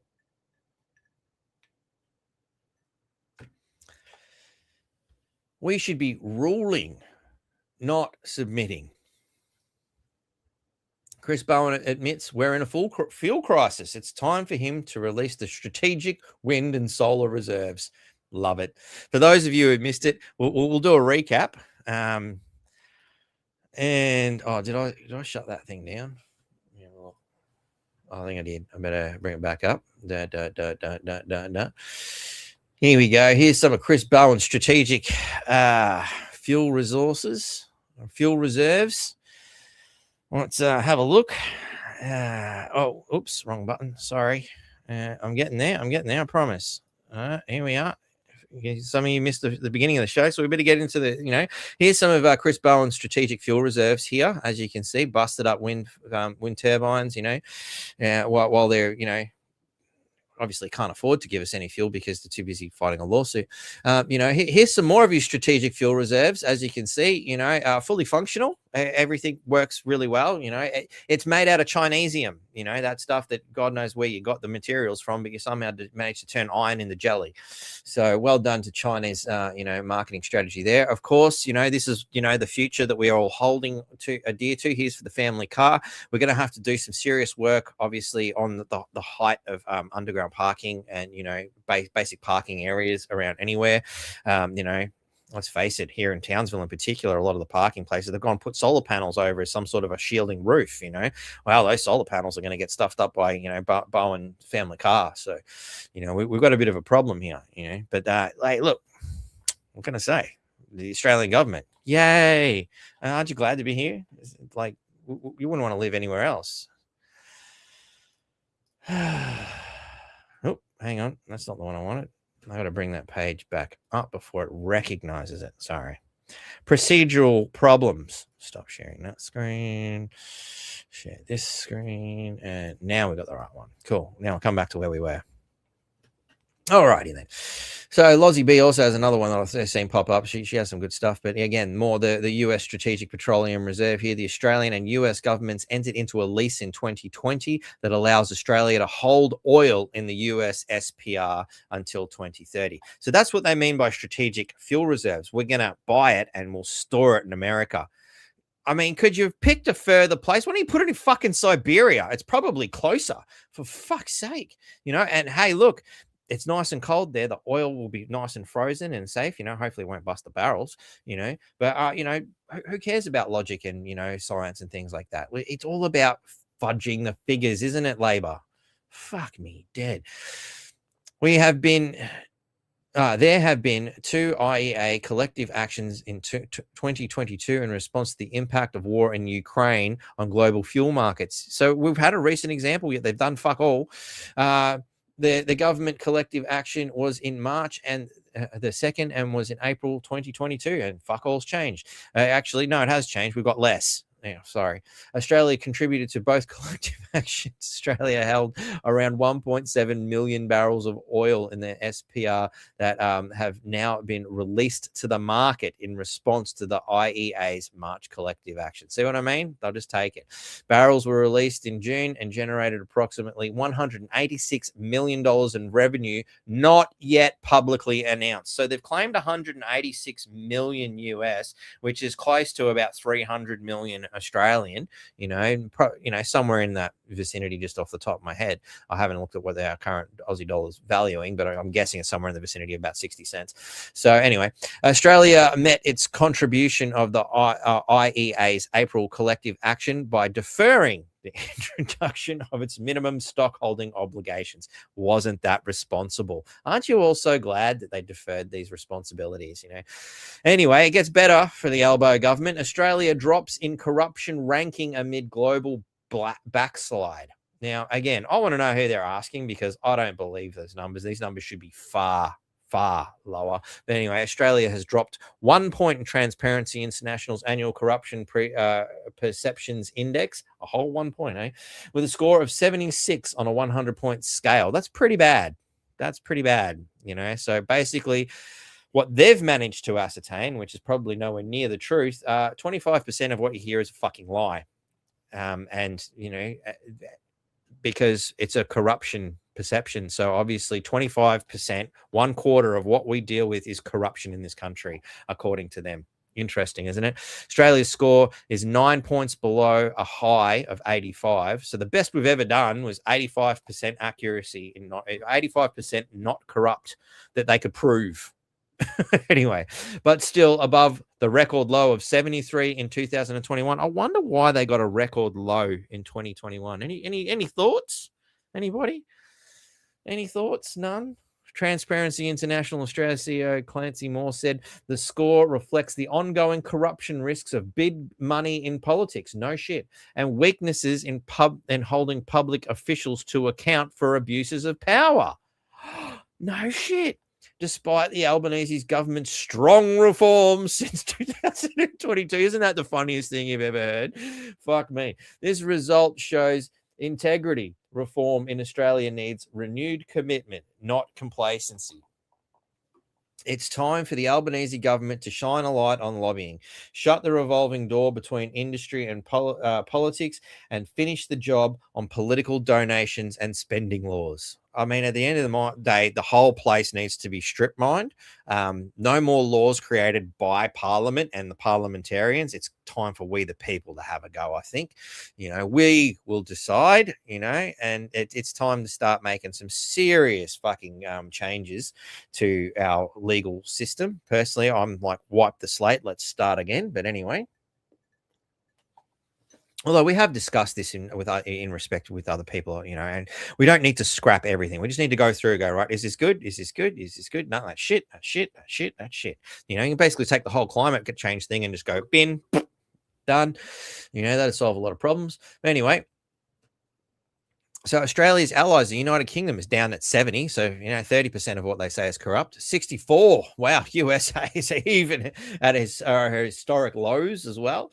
Asia Pacific, risen by 1 point. So 45. Well, not even half. Corruption continues to pose a serious threat as the majority of nations in the region, 21 out of 31, score below the global average, including major democracies like India at 39. Wow, we better import some more Indian people. They're so trustworthy. Bangladesh, wow, 24. They took our knitting mill industry. I know that because that's how my father lost his job. Thanks, guys. Wonderful work on that whole fucking UN agenda thing. You crippled our family. Appreciate that. Indonesia at 34. Yeah, these are obviously people we should be friends with. Quality, stand-up human beings, that are so corrupt they don't even bother hiding it. Transparency International Australian chair and Griffith University integrity expert. Wow, integrity expert, eh? Professor A.J. Brown AM said the small drop was a wake-up call.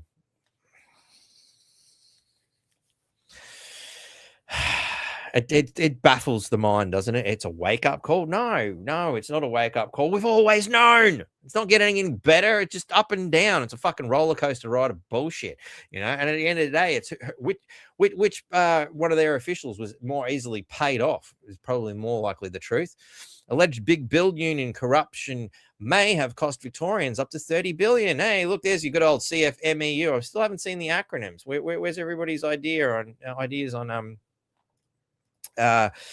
what CFMEU really means? I can think of some pretty vulgar things giving the first two letters of CNF. Anyway, Victorian taxpayers may have had to pay as much as 30 billion over alleged union corruption on the state's big build projects, according to a new report, not to mention the hundreds we were talking about earlier. The explosive report by anti-corruption expert. Oh God, does anybody else hear the word expert and go, oh, fucking go, not another one?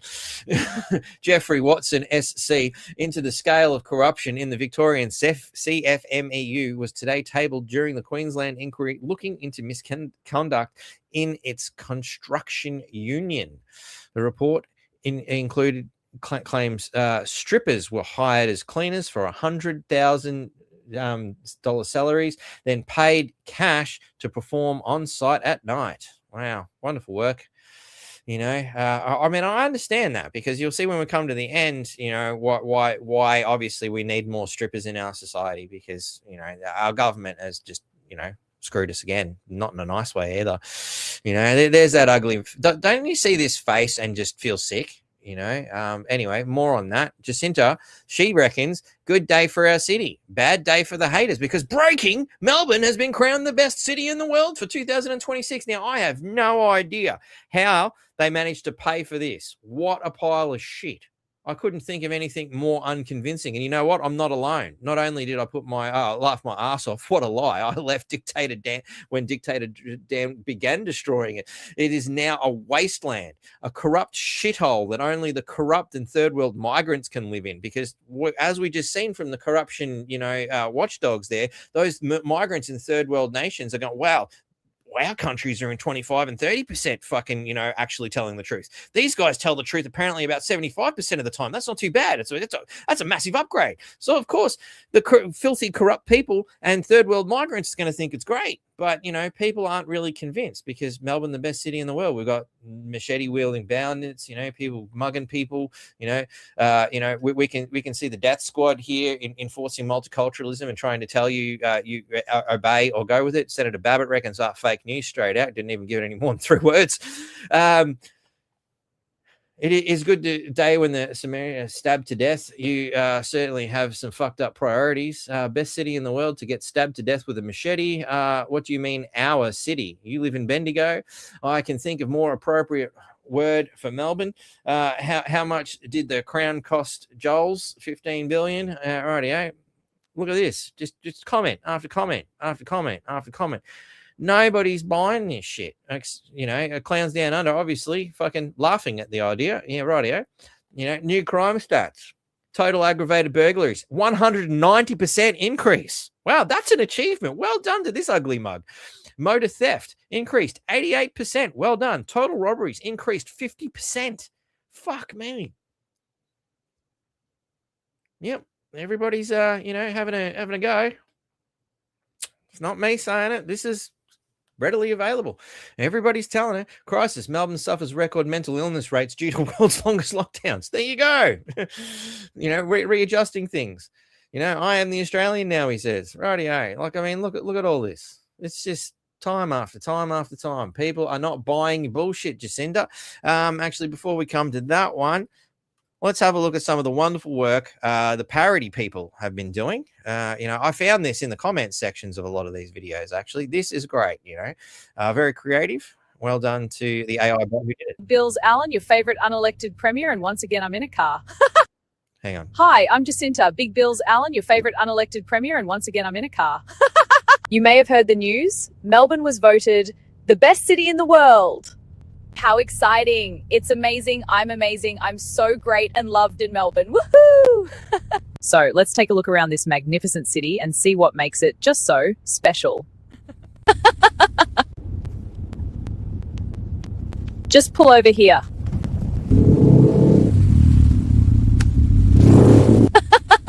So the people I paid to vote all said there was a special vibe here in Melbourne. Oh, shit.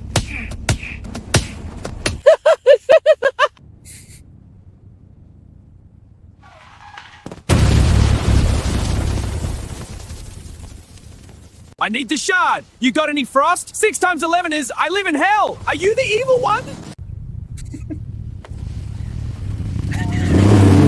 So as you can see, and despite what the haters say, Melbourne is truly amazing, just like me. How was that, Dan? It was great. Thanks for asking.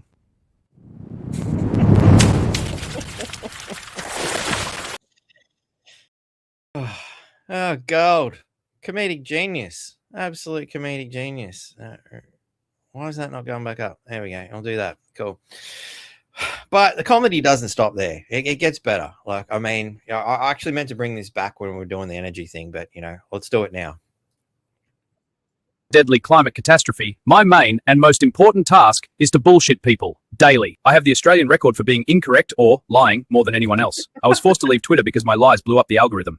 But in my job with Labor, that's a very positive thing. In fact, even though I'm only 4'2", let me be very clear, I'm a legend. Let me be clear. I may have the facial features of a munted seagull mixed with a Christmas Island moai, but you'll never hear me say I'm wrong, and that's what Australia needs. I have taken clear direction advice from green energy salespeople to install weather-reliant energy windmill thingies in lieu of dirty, reliable power stations because they told me that renewables are the cheapest form of electricity.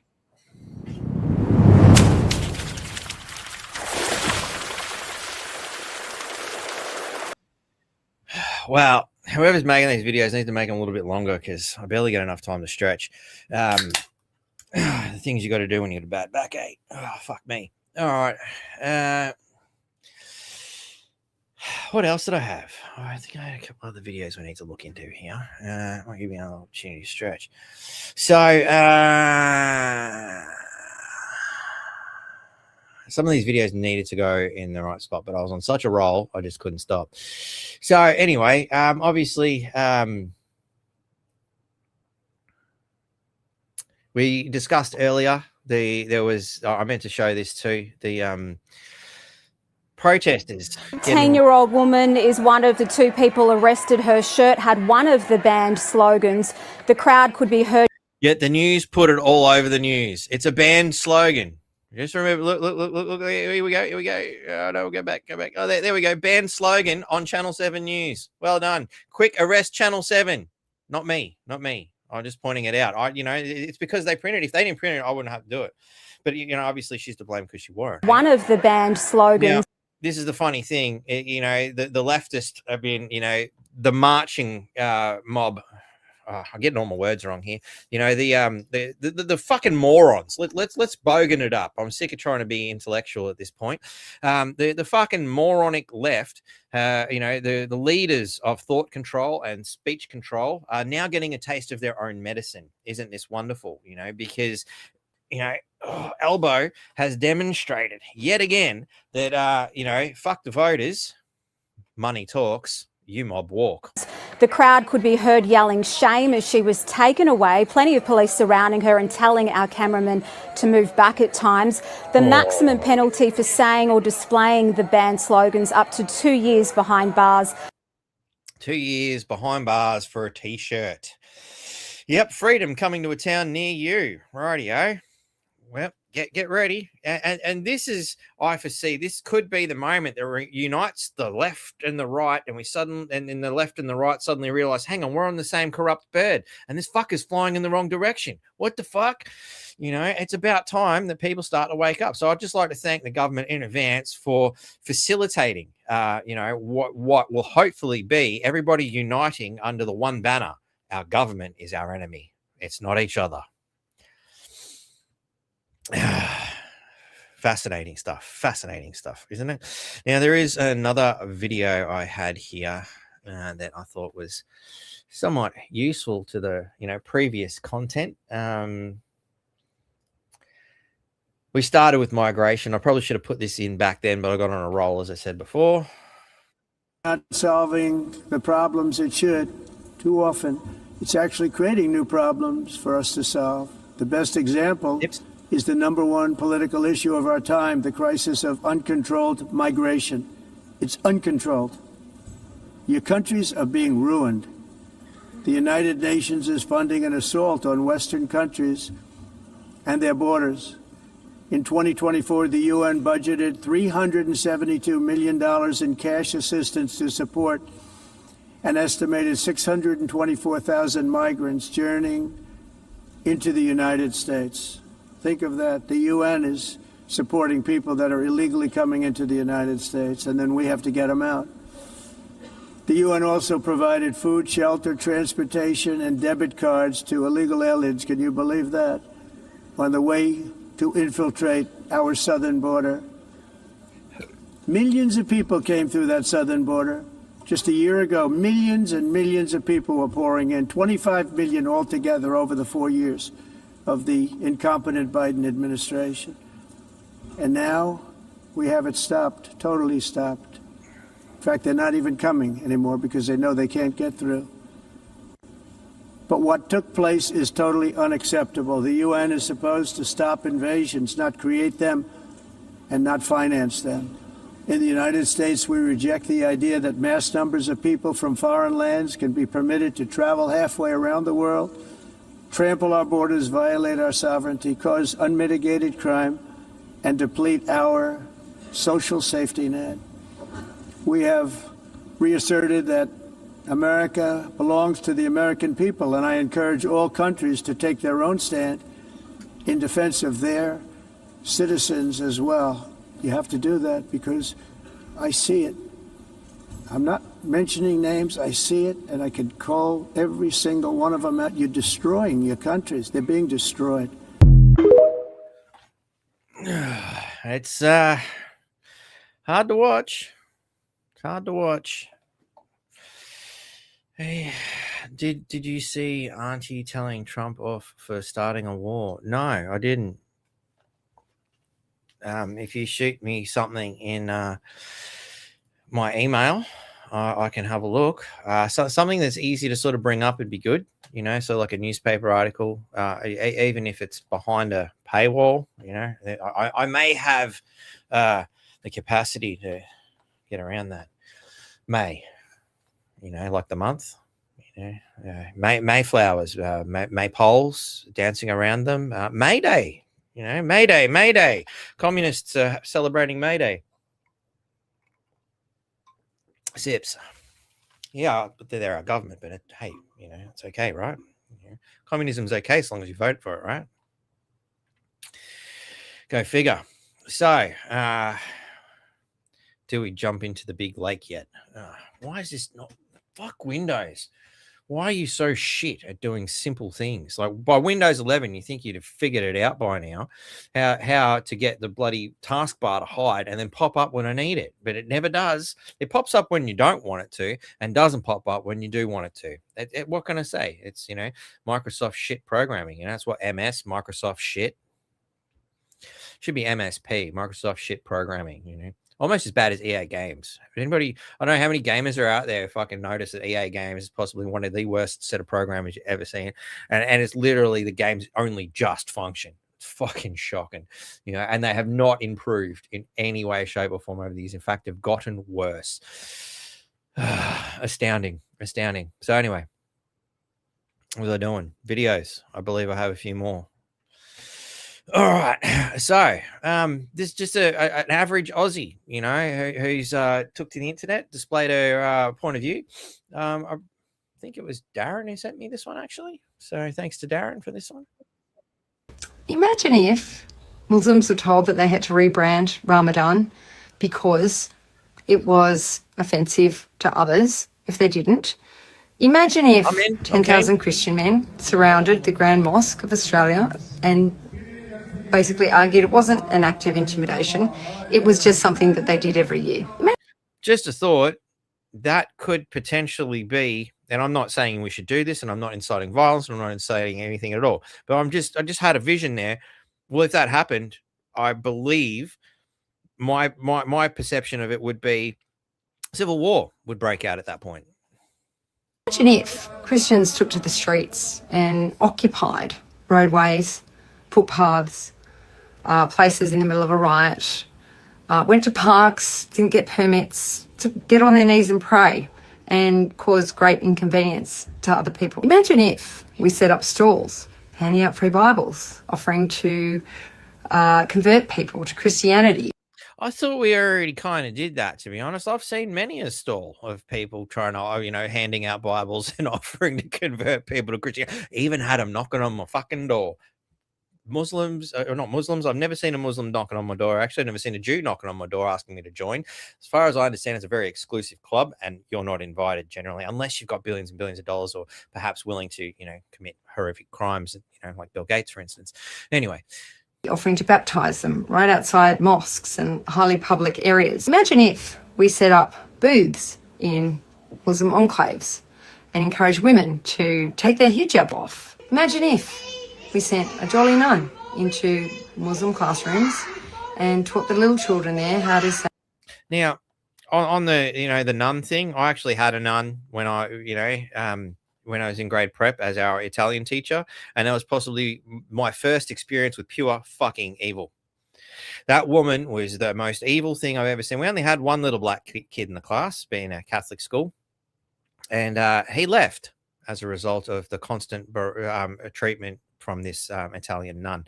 Very, very tolerant of little black kids, I noticed. And she exposed us to a form of racial hatred and abject religious hatred that I had never experienced in my life. Like, it was a very traumatic point to you know, this is, I never learned Italian because to me that language was just evil, because personification, my first experience with Italian was an Italian nun who just showed me what pure evil looked like. She was a horrible, horrible piece of shit. Absolutely disgusting. You know, and it really emphasizes my point of view that if you are evil, where would you hide? Praise be to God and Jesus Christ is my Lord and Saviour and peace be upon you, every time they write in their books or wash their hands. Imagine if we had fundamentalist Christians performing illegal marriages in backyards with little girls. When we consider the totality of what we're being expected to tolerate here in Australia, and we're being told that if we object, if we just have concerns or we have questions, that we're bigots, or we're told that we're committing acts, indeed even criminal acts of hate speech or vilification, hate crimes, simply for raising concerns or challenging the narrative that we're being expected to swallow. Because we had a cohesive society. We had a unified nation. We have now had rapid mass, uncontrolled immigration in numbers of people that cannot be absorbed by the existing infrastructure, the existing culture.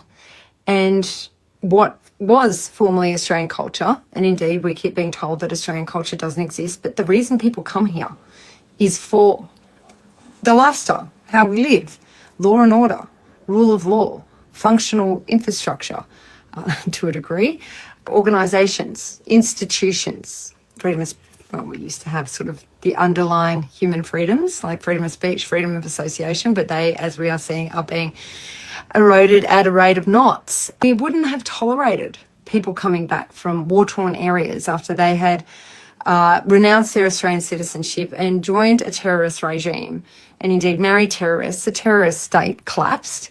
And now we have politicians who have lied to us consistently about it and who appear to be dead set on getting those people back into our country. If our diggers in the First World War and the Second World War woke up and saw what was happening with respect to that, they'd be asking, why should they lay their lives down? We are seeing our monuments, over 50 at this time, are cenotaphs, memorials to soldiers, are statues of our heroes and men who made this, basically built this nation, being torn down. The denigration of our days and our myths and our legends. Anzac Day, Australia Day. While we see our politicians venerate the special days of other cultures and we point out the blatant hypocrisy, we are called racists and bigots. We're not seeing compassion for the Australian people, for the Australian way of life, for the Australian culture. Indeed, we're being expected to tolerate the intolerant. This is asymmetrical. More Australia first, Australia always. I think that young lady had it down to a T. Anybody disagree? You know, like, I mean, I kind of disagree with the idea that everything was good before. It's just, I don't think everything was good before. I think it's just a shitload worse now. That's just my thoughts. You know, I don't think there's ever really, you know, once upon a time, you know, I was actually a Jewish friend of mine asked me, what point in history would I like to return to? You know, like, you know, just go through everything that you've ever learned about history. Where would you want to go and where would you want to live? And my answer was simple. There's nowhere to go. I want to go forward. I'm looking into the future with fucking Star Trek and fucking spaceships and people not being complete fuckwits. That's where I want to go. I don't see anything in the past that says, you know what, I'd really like to go through the dark ages. Or has anybody tried being burnt at the stake for having heathen thoughts? You know, maybe we could be executed for, you know, whatever crime it might be in, you know, whatever totalitarian dictatorship has existed previously. You know, I mean, show me a point in history where anything was actually really that good. You know, I mean, I must admit, I'd be fascinated to, you know, say time travel, but outside of the space-time continuum, just in an observational point of view. You know, I'd be happy there to observe what had happened, but to live in it, fuck that. I have enough trouble living in this shit. Fuck me. I couldn't imagine it. Like, you know, like, he instantly actually said that he would prefer to go back and be a gangster in the 20s in America. And I'm like, oh my God. And as soon as he said it, I could really see him doing that. Like it was like a past life thing, that's just my thoughts, you know, it's possibly just craziness, you know, but you know, we did have a few, but anyway, all that aside, let's get to the nitty gritty, shall we? Do I have any more videos that need to be done before I do that? Oh yeah, we'll do this because this works. So this will lead in pretty well. So one is that people eat too much meat, right? And if they were to cut down on their consumption of meat, then they would. I noticed Daryl in the comments there saying Batty's on fire. Thanks, appreciate that, man. Would you agree that people eat too much meat? It would actually really help the planet. But people are not willing to give up meat. Yeah, you know, some people will be willing to, but other people, they may be willing to, but they have a weakness of will. They say, wow, this steak is just too juicy. So there he is insulting you for you know, having a weakness of will because you want to eat meat, which is what we've done for thousands and thousands of fucking years. How dare you want to be connected with history and continue to eat actual meat of the land, just like the alleged Bible claims, you know, because these things are all here for us. But it's okay. He's about to sympathize and attempt to be somewhat human in this immoral and inhuman display. Can't do it. I'm one of those, by the way. So, you know, but so here's the thought, right? So it turns out that we know a lot about, we have these intolerance to, for example, I have milk intolerance. Well, I have an intolerance to you, but anyway. And some people are intolerant to crayfish. So possibly we can use human engineering to make it the case that we're intolerant to certain kinds of meat. Oh, you hear that again? in human engineering? The case that we're intolerant to certain kinds of meat, to certain kinds of bovine protein. Let's get that Possibly right. we can use human engineering to make it the case that we're intolerant to certain kinds of meat. Well, I hope he's going to experiment on himself, as he has openly admitted that he himself suffers such a horrible weakness, his inability to stop eating food. It must be a horrible thing. Let's make him allergic to his own food, shall we? I hope you're the first one queuing up for this death jab. Certain kinds of bovine proteins. And there's actually analogs of this in life. There's this thing called the Lone Star tick, where if it bites you, you'll become allergic to meat. I can sort of describe the mechanism. So that's something that we can do through human engineering. We can kind of possibly address really big world problems through human engineering. So we can address big world problems through human engineering. Human engineering. That's a nice word for manipulating your DNA and fucking with your body chemistry. Human engineering. Interesting. So why did I show that? Hey, it come out a little bit out of left field there, Batty. What's going on? Why would you show something to that effect? You know, I'll let you know as soon as I figure out where I put it. There it is. Out there about it, so people, 4 doctors that I've been to had never heard of it. Matt Jacobs loves the peace and quiet of his rural property just outside of Brisbane, but come the warmer months, it's the perfect place for ticks. Matt says he was bitten by one last year while near this creek, causing him to develop mammalian meat allergy, a potentially life-threatening reaction to red meats and products derived from them. Your medications, your soaps, your lotions, just everything, lollies, ice cream, you've got to change everything, basically. The 48-year-old now carries an EpiPen and antihistamines wherever he goes. Even so, dining out is a risk he's not willing to take. Really fatty food being cooked near you just can bring on real rashes in my face and nausea and brain fog, so I wouldn't even bother. Modern science hasn't found a cure, so the country's chief research body says prevention... I'm sorry, modern science hasn't found a cure, but it found the fucking problem. It created the problem. We just see an old mate fucking tell us all about it. How hard is it to figure out what the hell's going on? Go see the Chinese fella. I'm pretty sure he looked pretty Chinese to me. Go and see that fella. He might have been Japanese. I don't know. I'm sorry, I can't tell the difference. But, you know, whatever bloody Asian denomination that fella was, go and ask him. I reckon he's got some fucking answers. ...is key. The CSIRO has detected a 22% jump in cases since 2020, likely due to more testing and more new cases. South East Queensland has emerged as a high burden area for mammalian meat allergy, as has northern New South Wales. Matt Jacobs hopes the recently confirmed death of New South Wales teenager Jeremy Webb from mammalian meat allergy will raise awareness among the public and health professionals. So, are you sufficiently aware of the reality of what's going on, ladies and gentlemen? Like, I mean, that propaganda bullshit, like, it just appeared out of nowhere. I guess it must have fallen out of my bat shit from fucking, you know, way back when I was talking COVID crap. You know, fuck me dead. You know, maybe they need a sample of my feces to fix it all. I don't know. I'm willing to make a donation. I can mail it to them. That's, you know, just a thought. You know, never know. Could be a cure for all sorts of bullshit. You know, and you can check my shit quite easily to see if it's bullshit or not. Throw it up in the air. If it doesn't come down, you know it's bullshit. All right. So it's all good. You know, old farmer's trick, as I understand. Mind you, I've asked many a farmer, and none of them seem to know about it till I informed them about the trick of telling the difference between cow shit and bullshit.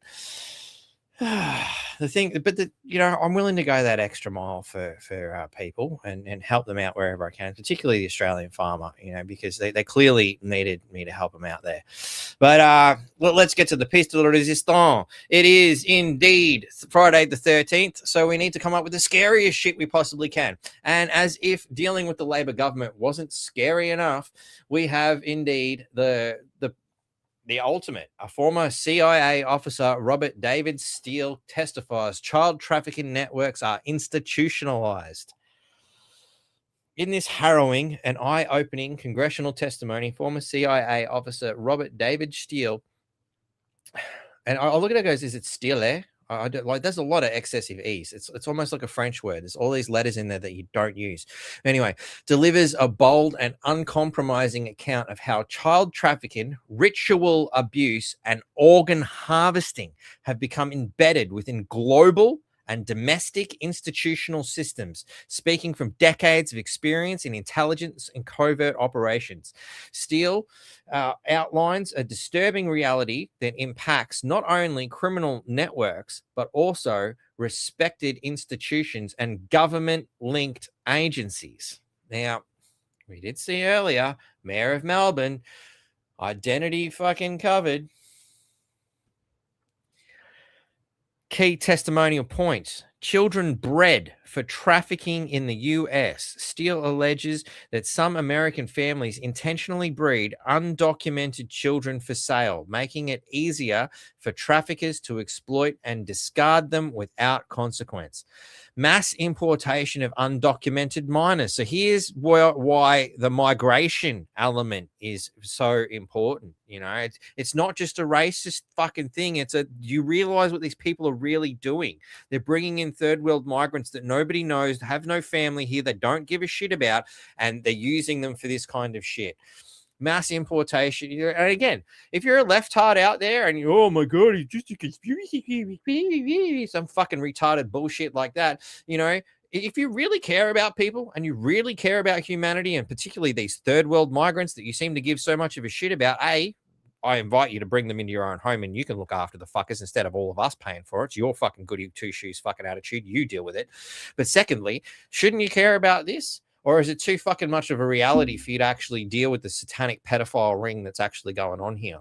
So, mass importation of undocumented minors. Children are allegedly being flown into the US and are probably here in Australia and all over the world. Like we know this is not a US only problem. This is a worldwide problem.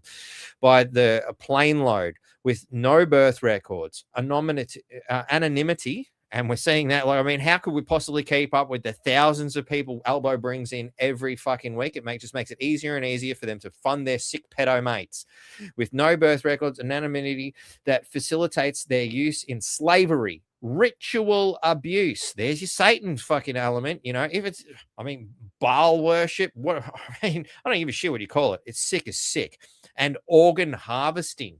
You know, we've got to keep them rich pedophiles alive somehow. You know, I mean, I don't know what adrenalized blood from satanic ritual practices actually does to you, but perhaps it might actually be damaging to your organs. I know I've heard apparently it's life-sustaining. You know, Elizabeth Bathory, as we pointed out on a podcast a long time ago, 15th century Dutch Dutch rich fuck, for lack of a better word, you know, used to bathe in the blood of virgins to prolong her own youth.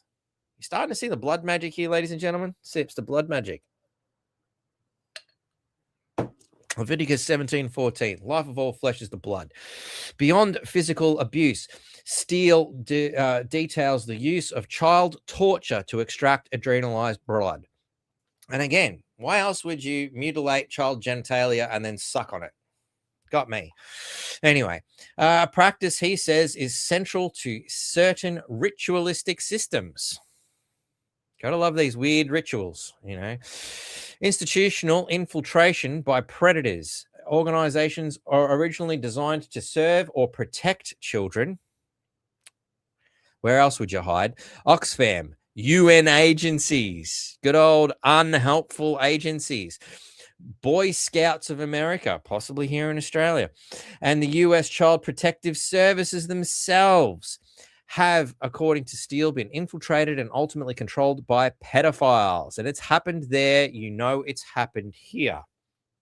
Over time, these institutions become tools for systemic abuse rather than prevention. They become exactly that which they're not supposed to be, which is every system in this world, isn't it? Politics is supposed to be there to represent you, but they don't. You know, taxation is supposed to be there to, you know, funnel your money into, you know, capital works projects and making things happen. Well, we've seen from the Townsville City Council, they couldn't organize a piss on a brewery. They just take the money. They don't fucking build anything. We got sewage flowing through people's fucking houses because they can't even fix the basics, which is the sewers. For Christ's sake, that's only one of your main purposes, you sick fucks. But no, That's all right. It's okay. You know, Nick Demetto managed to get himself a new job on the board of TAL, by the way. Isn't that amazing? You know, I'm sure he's managed to get himself another fat paycheck to cover up for the fact that he took a paycheck loss in order to get in as mayor. You know, I'm sure Chris Foley had a lot to do with it as well. But anyway, we know that corruption breeds corruption. They're all sick. They're all playing the same fucking game, and they're all just there with their hand out. Me.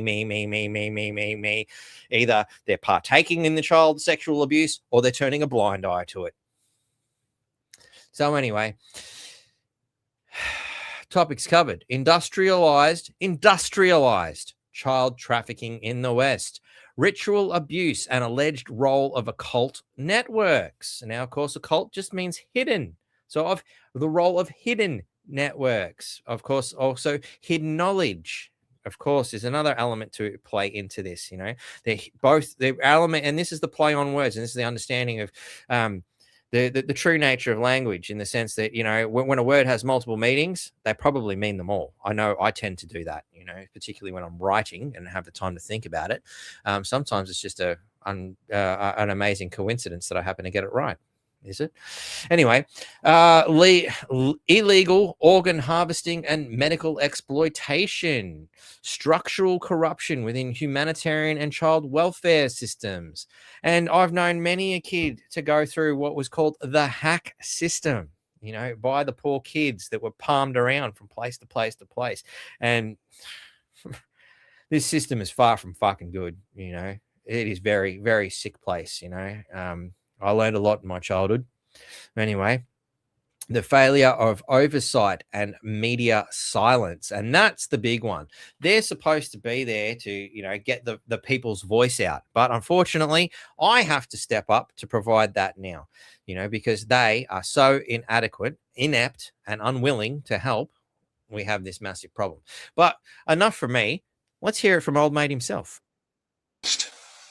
Kidnapped and in some cases bred by families as a cash crop.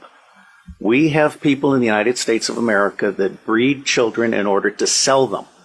And when they are sold, they come without birth certificates, which means it's easier to kill them and have no one ask where they are. We're also importing children by the plane load. Again, children who have no documentation. It's not just child slavery or child sex abuse. It's also child torture. Because you have adrenalized blood. You have the whole blood drinking ceremony of the satanic world. It's also the use of children for harvesting body organs. And then you have ritual ceremonies and ritual murder, as well as incidental murder. Most organizations that end up being used to prey on children, Oxfam is a recent example, all of the United Nations organizations, the Boy Scouts of America, all of the child services agencies across the United States of America, they did not start out as organizations to prey on children, but they attract pedophiles. And ultimately, pedophiles end up rising in the ranks and controlling those organizations, so that an organization that initially started out in the service of children becomes an organization that is in fact hunting children.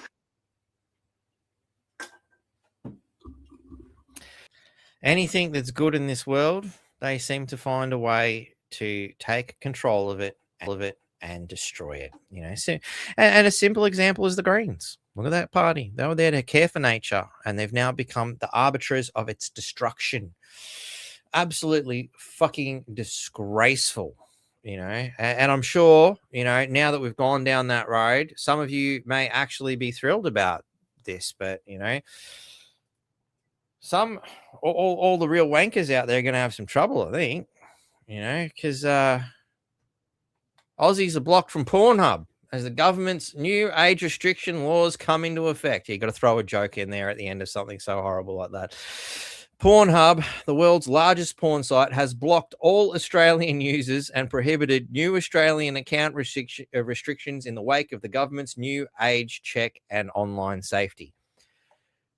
Anybody venture a guess as to what service is available to everybody in the technocratic world that has suddenly boomed since all this online safety crap has started.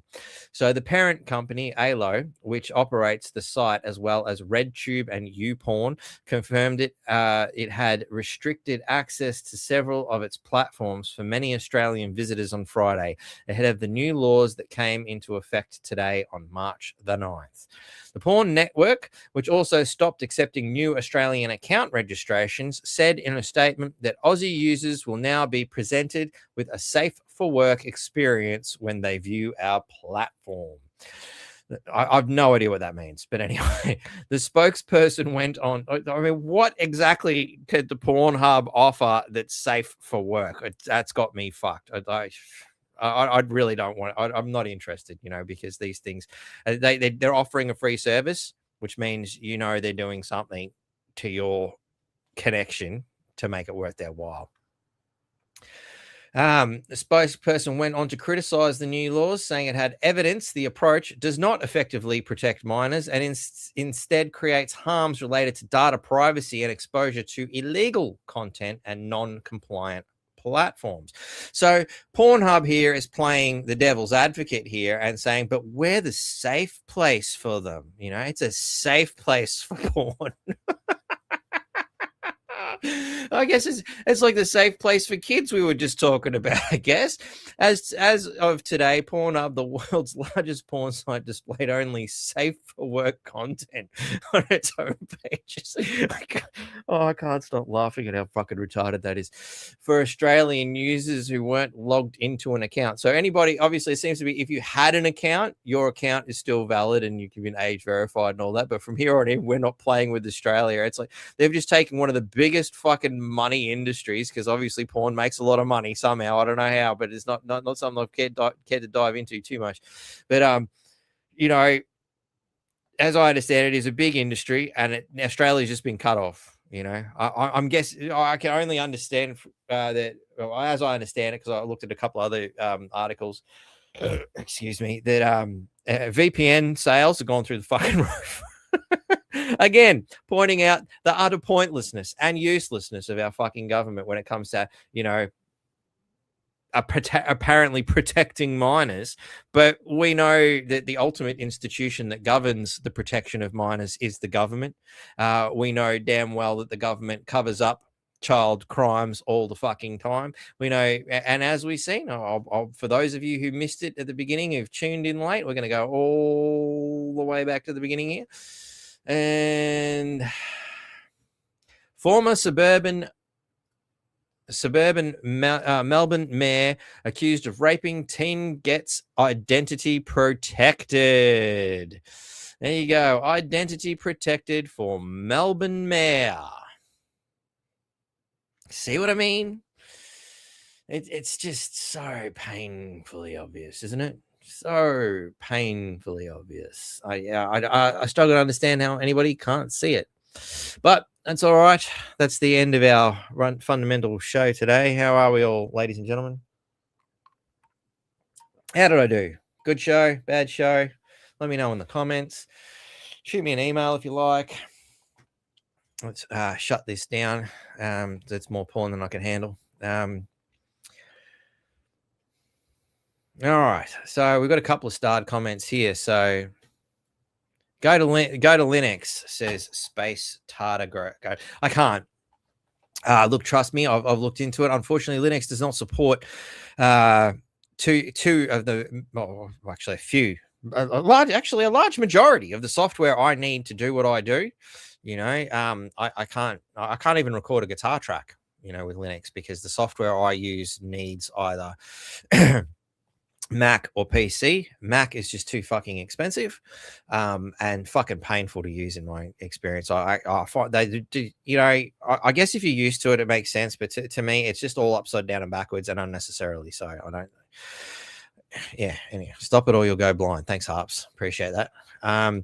Harps also said earlier, Batty had a nun. I bet he got none. I knew somebody was going to make that fucking joke. It had to be you. I should have known better. Should have known. Anyhow, thank you, Daryl. Awesome. I'm glad you appreciated it. Have to get you on again at some point, my friend. Sips to you, my friend. Love to get your opinion on some of the bullshit laws, particularly the hate speech ones coming through at some point. Let me know when you're free. I'm sure everybody is busting to see you again. We only wanted to see some boobies. Well, you used to be able to just go on look at the, go down to the R-rated section, just look at the covers of the movies at good old, was it, I can't even think, Movie Land, I think it was called, we had down the street. And obviously the newspaper stands that all had People magazine and whatnot. Truth, just go into a tradie's bathroom. There's plenty of porn there. Anyway, I am speechless, lost for words. Yeah. And this is just surface value shit. We haven't even really dug into the truth of the sick fuckery that's really going on this planet. Explore Linux alternatives, Windows, not trustworthy. I totally agree. I've got to go in and do all sorts of things to Windows to stop it spying. I mean, I go into the hacker sites and find out how to break things very well. If anyone can break a computer, it's me. I'm very good at it. I broke it. That's how I learnt computers, was by breaking them. So, yeah, best way to learn something is to break it and then learn how to fix it.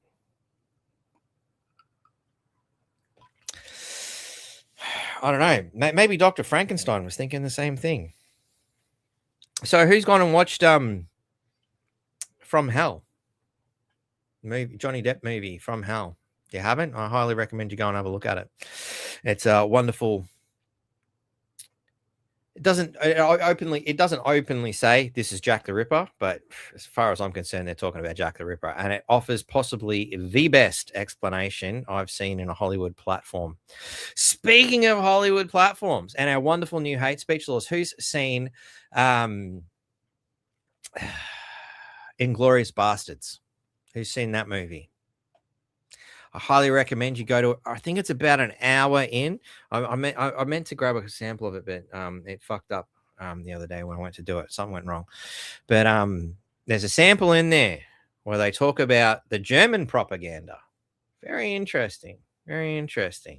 And how the Germans were attempting to beat a certain nameless people at their own game.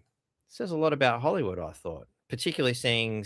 It suddenly dawned on me when I watched that movie. Oh, I'm watching propaganda created by the money masters.